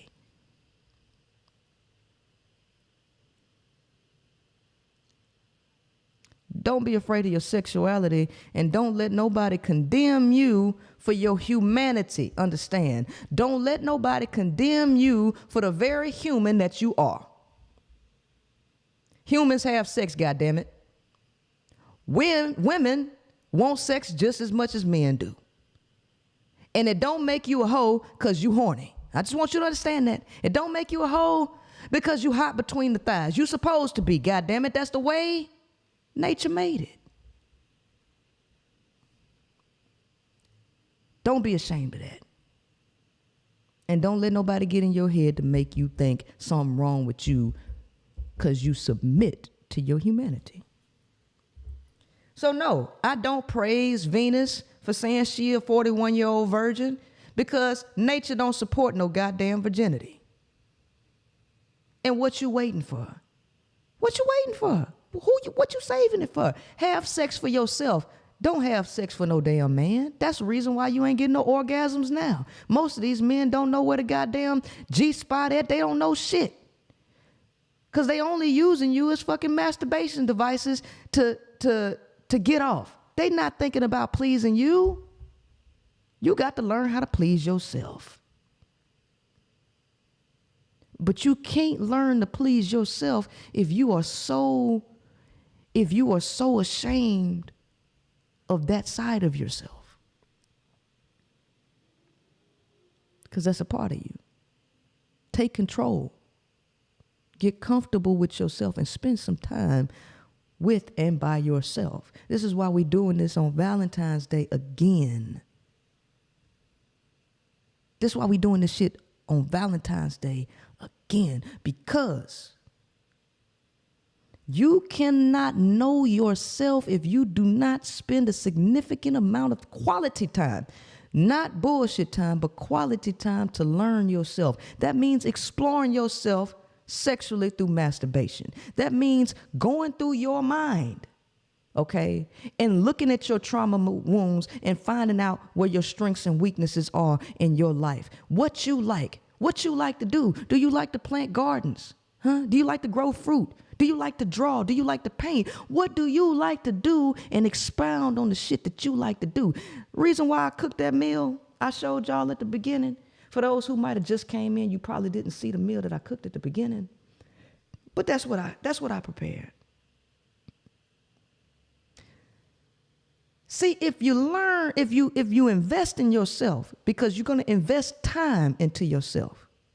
When you invest time into yourself, the conscious mind can only think about one thing at a time. It cannot think about two things at a time. And what I mean is the conscious mind is your awareness. You cannot read what's going on across the screen right now. You cannot read that and sing the lyrics to another song at the same time in your head. You can't do it. The conscious mind can only think about one thing at a time. So here's what I'm telling you. When you spend quality time with yourself, learning your likes and your dislikes, learning new skills, you ain't got time to be giving a fuck about no relationship or what Tom, Dick, and Harry is doing right now. If you too busy reading a recipe and going to buy the shit that you need for that damn recipe. To cook, it takes time to do that. Then you might start to say, you know what? I really like cooking. Or, you know what? I really like painting. See, you ain't gonna know that unless you spend significant amounts of time by yourself, exploring yourself. Other people, when you're not a whole person, when you're not whole, you bring other people into the mix, and then you begin to be codependent because you start to lose yourself into somebody else, so much so to the point that there is no division between you and that other person, and you no longer know you. See, I know me. I know what I like. I know what I don't like. I know what I am going to put up with. I know what I ain't going to put up with, and I know me. See, I'm a free bird. I'm a free bird, and I can't be tied down to stuff. I accept the fact that I'm unconventional and I can't fit into society's standards because the way society operates is anti-me. It imposes on my freedom. I know that about myself because I've spent significant amounts of time by myself and analyzing where I may have went wrong in a decision. I take responsibility for what I've done, my successes and my failures, and I improve upon them, and then I start to accept reality the way it is and not the way I want it to be. A lot of times we go into stuff fantasizing about how things can be, and then we go in trying to make it that, and we lose ourselves in the process.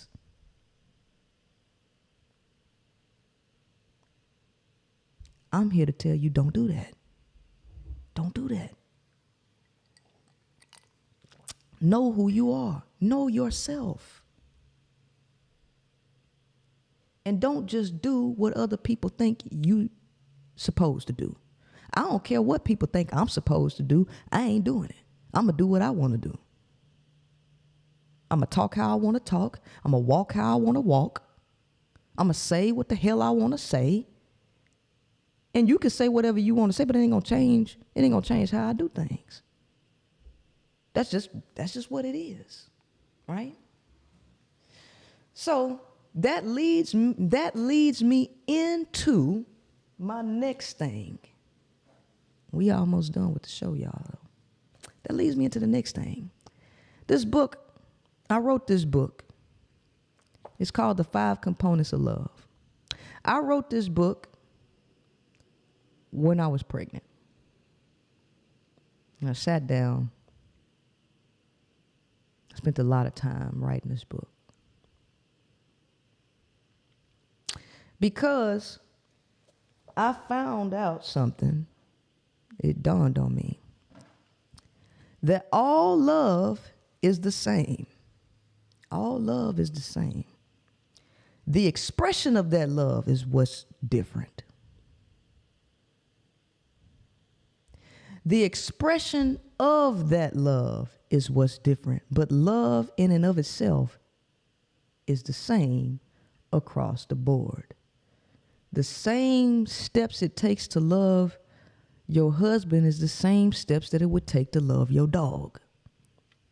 How you express the love to the dog and the husband are two totally different things, all right? So, I don't want to talk about loving somebody else. I want to talk about loving yourself.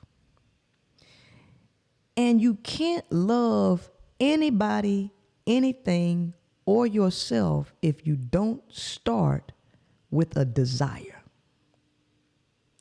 Nothing in this life can be done if there is no desire to get it done. Everything starts with a desire, burning desire to it. That when you want to do something, when there's something that's urging you to do it internally, then you'll have the power and the energy and the momentum to go out and do it. So a person that ain't got no damn desire to love you is not even going to even try the first damn step to love. They don't care. So you wasting your damn time like that chick in the shit that we was just reading. Like that chick, that dude had absolutely no desire to get off his ass, stop playing video games and smoking and shit. He had no desire whatsoever. So she was wasting her damn time talking to this fool. Leave.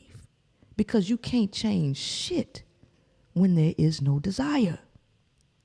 So if you do have a partner and y'all have some issues, before you decide if you gonna work on your quote unquote marriage, work on your quote unquote relationship, the first thing you need to know before you even think about working on shit is, does this person have a desire to work on it with you? Because if it ain't no goddamn desire, don't even waste your time. Go ahead and file for the goddamn divorce. Go ahead. Go in the room, cry your tears, all of that, and cry the death of the marriage, and then go file the goddamn paperwork. That's what you do. That's what you do. So it starts with a desire. Once the desire has been established, your next thing is to seek first understanding. Now, I wrote this book before I ever even heard of the 5 love languages, right? This book is not about 5 love languages. This book right here is about the 5 pieces with 3 core pieces that it takes to even create the concept of love in and of itself.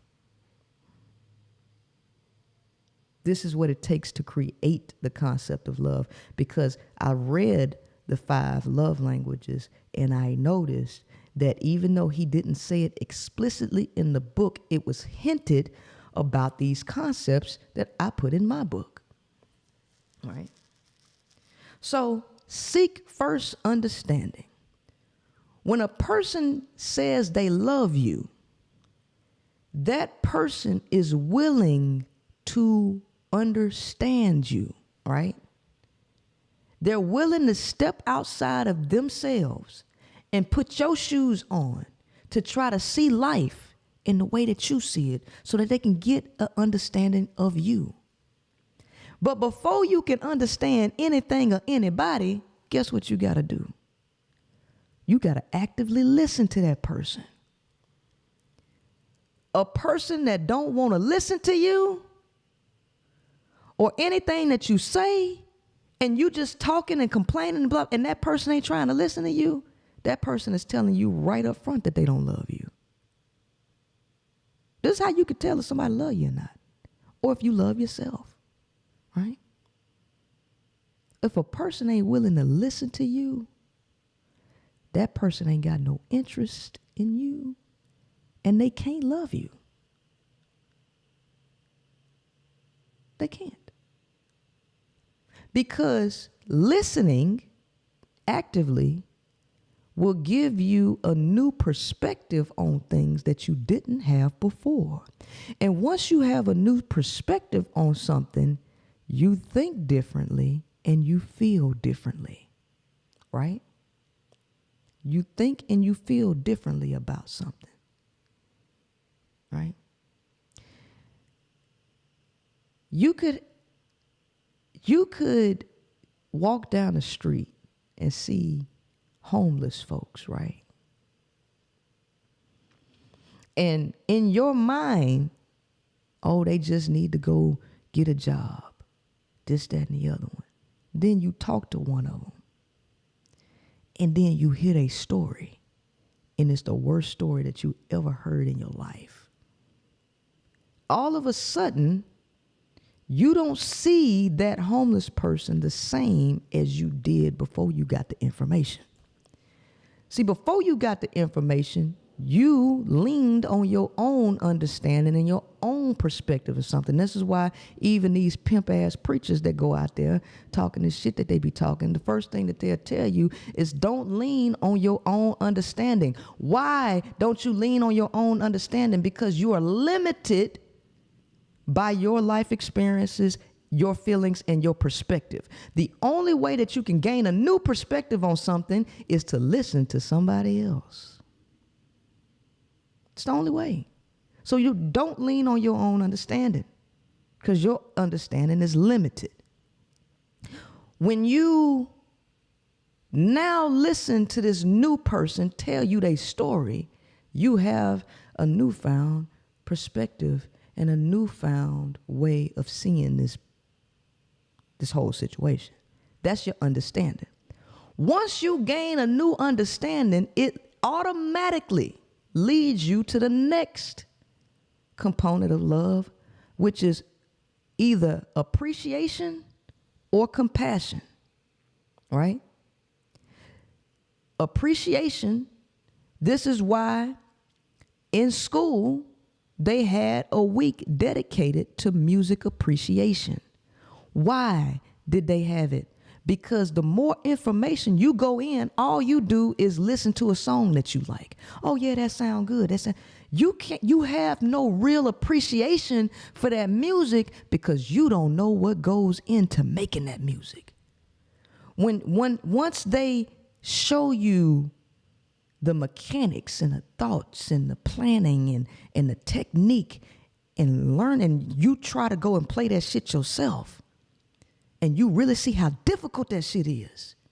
You gain a new appreciation for people who play instruments the way Stevie Wonder played instruments, for the way Bob Marley played these instruments, because you have gained new knowledge on it. And now you see that it ain't just no easy shit to put together. Now that new information, that understanding has taken you to the next level automatically of appreciation. The other side of that is compassion.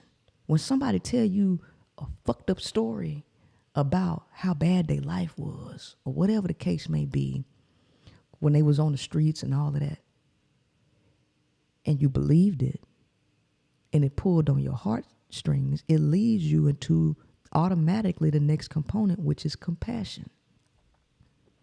Compassion is the feeling of love, that the feeling that's in the components of love, right? Because love itself is not a feeling.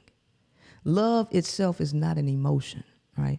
Because once the emotion is dead and gone, these concepts still are here. Because a person can piss you off. If you truly loved a person, right? A person could piss you off so much to the point where it looked like you should hate them. But you have so much understanding for why that person is the way that they are, that you decide that, you know what? I might not be able to deal with you, but I'm going to love you from a distance. I don't hate you because the way you're responding, I know your history in life, and you don't know no better. But I can't be in the same room with you. When you love somebody, that understanding is the glue that will really, really push you to really showing the true love that you have for somebody and even yourself. Now, once you have compassion, right, for that person, it automatically moves you into the next component, which is sacrifice. Once you have compassion for somebody, you will sacrifice your time, your money, and your energy to relieve that person of the pain and suffering that they are experiencing. You see it all the time. You will even understand that love is not possession, because if you love something enough, you will let it go. You will let something go. You will sacrifice your desire to have that thing or that person in your possession in order to allow it to live and go on its life journey. So even if you want to be with a man or a woman and you love that person so much, you know you can't keep that person. You got to let that person go. I like to use examples of animals, right? You go outside and you see a hurt squirrel. Squirrel hurt, broken leg, or whatever. You get that squirrel and you take it in. You understand the pain. You have compassion. You feel sorry for the squirrel. So you pick up the squirrel and you start sacrificing some of your time that you'll be putting somewhere else. Instead of going to play the video game or going out with your friends that you like to do, you're going to sacrifice that time and spend it trying to nurse that squirrel back to health, right? But then the squirrel gets back healthy. You done got attached. You've gotten emotionally attached to that squirrel. And you want to keep the squirrel in the cage in your house. But you see, the squirrel want to go back to his habitat. He want to go back and run free outside. You want to keep the squirrel, but the squirrel want to go. If you truly love that squirrel, you want to see that squirrel happy, and you want to see that squirrel live its true purpose, even if that means you can't keep him. So you will sacrifice your desire to keep that squirrel in your possession and let it go. Live its true purpose. Because love is not possession. Love means sacrifice. Love means understanding. Love means compassion, and love means sacrifice. And you will sacrifice mainly for the next component reason. You'll sacrifice to ensure the survival of that thing, that person or that thing. In John Q, the movie John Q was willing to sacrifice his own life to ensure the survival of his son. Sacrifice his own life to ensure the survival of his son. Because what you love, you want to live on. You want it to live on. You don't kill what you love. So if people understood this, especially women, right? If you really understood that, you would never accept a man beating your ass and then him turning around saying he love you. You'll never accept this thing that if I love you so much that if can't nobody have you, if I can't have you, nobody can. No, because love is sacrifice. Sacrifice so much so to ensure the survival of the thing that you love. Now, I'm not no Bible thumper. I ain't no Christian, and I'm not religious at all. However,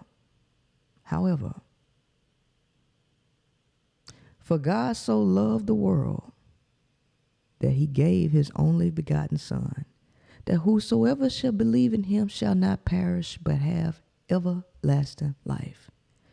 That's the 5 components right there. He loved the world. So what did he do? He sacrificed something to ensure the survival of. He had the compassion. It's all right there. And anybody that say they love you gonna do the same damn thing. They're gonna sacrifice something for you. They will. They will sacrifice something for you. So it ain't about, so how does this translate into self-love, right? Well, you can't love yourself if you don't understand yourself, right? You don't know what you like. You don't know your dislikes.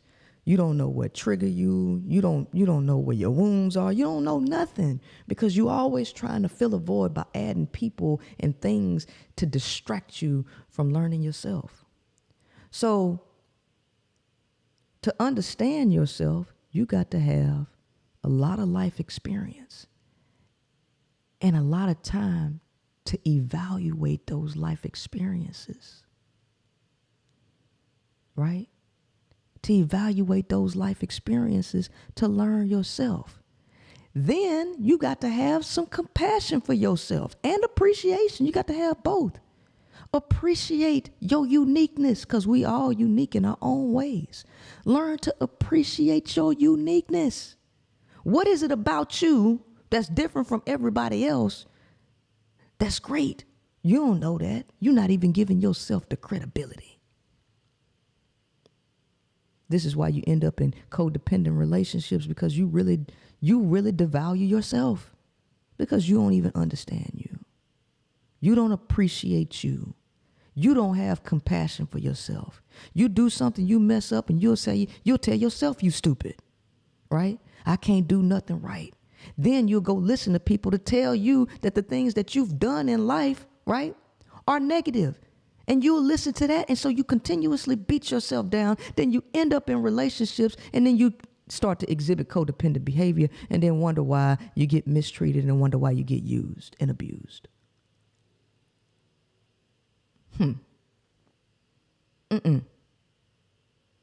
No. So, self-love, seek first understanding, right? And then you be understood. How you want somebody else to understand you when you don't even understand you? Because you won't spend the time that you need to spend to understand you. People will tell me that the way I think, the way I talk, the way I walk is all wrong. I don't give a fuck. I used to care, but I don't now. I don't now because I am me. I am me and I'm always going to be me. And ain't shit none of y'all going to do that's going to change me. I like me. I love me. Because I find reasons to love me because God damn it, I'm talented. I'm talented. I'm strong-willed, right? I've been through the fire, right? I'm humble. I'm lovable. I'm nurturing. I'm all that. I'm confident. I love these things about me. I don't look for other people to tell me these things about me, but because I know it radiates and people can pick up on it. And they like the things I like about me too. Right? You got to spend time with yourself. And you got to be your own best cheerleader. You got to look in the mirror and tell yourself the things like I just told you what I like about me. You need to look in the mirror and tell yourself what you like about you. Because it's something about you that's likable. What is it? Right? Appreciate yourself. Have some compassion for yourself. We all gonna make mistakes all the time in life. Understand that your childhood may have contributed to why you made some mistakes, right? That's what we're here for, to learn and grow. We're not here to be perfect. If we had it all together, I promise you we wouldn't be on planet Earth. We'd probably be on some other fucking planet. But we're here, right? So have some compassion for yourself, right? And sacrifice things for yourself. Stop doing everything for everybody else, waiting on somebody to give you a kudos. Do some shit for yourself. Cook for yourself. Go buy yourself a new something. You want to give your last to somebody else, hoping that they'll do it back for you in return. Huh? Hoping they do it for you in return. That's codependency. That's codependency. Do it for yourself. All right? Sacrifice all the people that don't mean you no damn good in your life. Cut them off. Cut them loose. Cut them loose. What you keeping them for? I got people that I don't even talk to, I don't fuck with, and I never will again. Because once I'm done, once I cut a person off, that's it. That is it. And that means you got to really do something for me not to fuck with you. Right? Don't keep dead weight. Right? Ensure the survival. Do you want to live on this planet, or do you just want to exist on this planet? That's my question. Do you want to live, or do you want to exist on this planet? Because existing, that shit is real easy. Right? And I'm more than sure you will have an unfulfilling life if you just walk in this planet just existing. Nah. You want to live, right? So you got to do things. You got to sacrifice time to be with yourself, to add value in yourself, right? Because the true value in a human being is everything internal. That's where the value is. So here's the thing. I don't give a damn what these folks saying out there in red pill, motherfucking MGTOW, Kevin Samuels groups, and I don't care what they say, because I'm going to tell you something. Nothing. Attraction is deeper than physical appearance. I don't give a damn what they say. All right? But if you have the physical appearance, see, a lot of chicks, they be cute and they get a bunch of dudes that want to fuck them. And since they get a bunch of dudes that want to fuck them and old dudes that want to trick off money on them, they don't put any type of development into their character. Zero.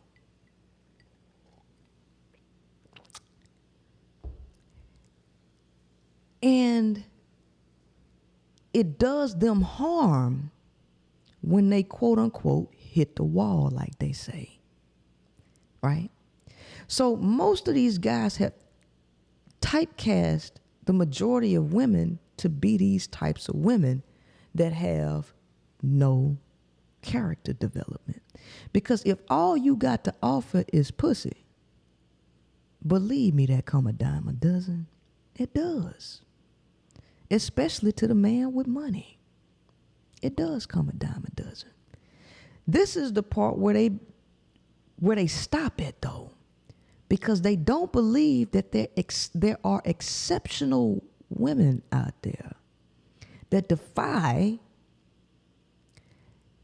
these things right here. Because the women that actually work on their character and they work on themselves internally become invaluable. They're above the fray. They don't fit within that conversation at all. They don't. See, for a long time, I particularly thought I was an ugly person. Right? And I noticed that I probably psychologically played these types of tricks with my mind. Like, I would say, in my mind, I would say, I'm going to make a B on this test. I would shoot for the A, but in my mind, I really believed that I was going to be in the C or B range, but I would work. So that way, if I ended up in the C or B range, I ain't tripping. So I would lower my expectation, and then if I got a B plus or A, I was super ecstatic, right? And I think subconsciously this is what happened to me with my assessment of myself. I always thought, for a long time, I thought I was an ugly person, right? I didn't believe that I was anywhere near attractive as everybody else, all the other girls. And a lot of that has to do with my upbringing. And that's a topic for another discussion. But a lot of that has to do with my upbringing and a lot of the things that were told to me that reinforced this belief that I wasn't an attractive person.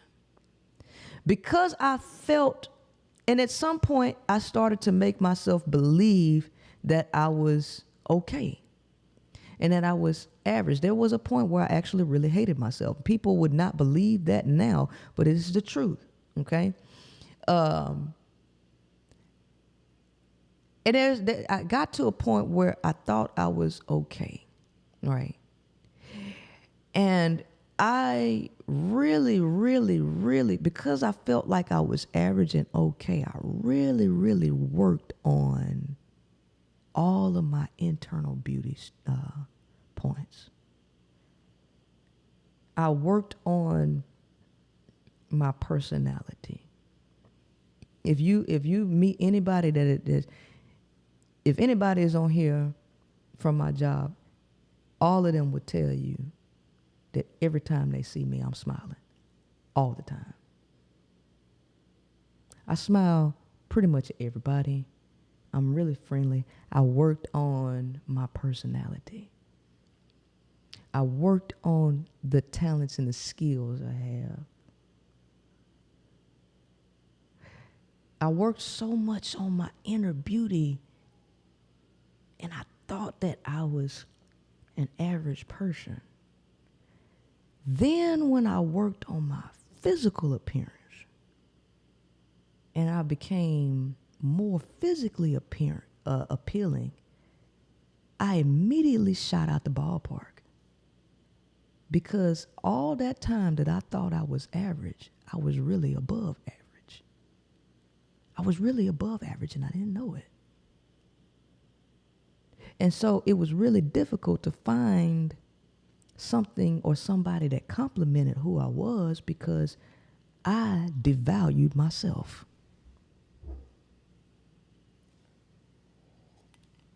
And I ended up in a lot of codependent relationships. I ended up in a lot of codependent relationships because I devalued myself. And now that I know exactly who and what I am, and I'm confident in who and what I am, and I know that I'm not only very physically attractive, I'm sexy, smart, intelligent, and all that, I'll never end up in another codependent relationship ever again. I'll never do it. Because I'm too valuable. Either you're going to get with the program, either you're going to be the way I need you to be in this relationship, or you ain't. Either way, ain't no hard feelings. Because I know I'm the value. And there's a lot more than sex that a person gets out of me. But you ain't getting nothing out of me if you ain't willing to put nothing in. Because I'm so content with being by myself because I actually like me. And I'm telling y'all to actually like yourselves. Find something about you that makes you happiest with spending quality time with yourself. Because if you don't like being with you, how the hell you gonna expect somebody else to like being with you? You understand? So, I want y'all to make sure that I hope y'all really enjoyed this show. I'm really happy that it came together the way I wanted it to. There's still some things that I can add here and there, but I wanted to let y'all, buzz in and all of that. I'm not going to do that tonight because I'm still working out the kinks on that. Something is just not right with that right now. So in the future, we're gonna have guests. We're gonna have a lot more to add into this show. You know what I mean? And it's gonna be nice. You know what I'm saying? So I'm really happy that y'all showed up. I want y'all to make sure that you hit the like, subscribe, and share button and all of that. Make sure you see on the screen we got, if you want to drop something in, make sure you drop something into the Cashapp, Zelle, or whatever. Make sure you support the show, because this is how we going to keep rolling. Right now, I'm a truck driver. I don't plan on being no trucker for no long time, because I learned that this is my calling. I'd have been pushed spiritually back into this direction. And I think this is where it's at. So, of course, we're going to need y'all support and love to make the show become something great. And we're going to have a lot of different shit going on here. I'm really excited about it. So I want y'all to, go ahead and...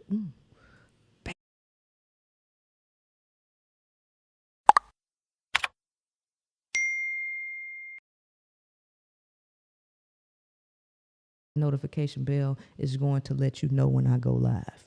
All right. So we did this show on Valentine's Day. You know why? Because we read a bunch of idiots that's in relationships that should have made you feel good by being single tonight. Okay.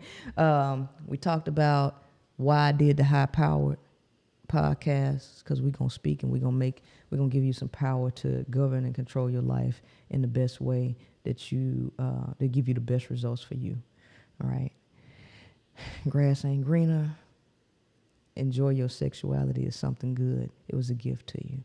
So, hey, thank y'all for showing up. I hope y'all have a good night. I've enjoyed being with y'all. I will let y'all know when it's a new show. Leave me a comment. Let me know how you like the show, and I will get back with y'all. Peace out. Love.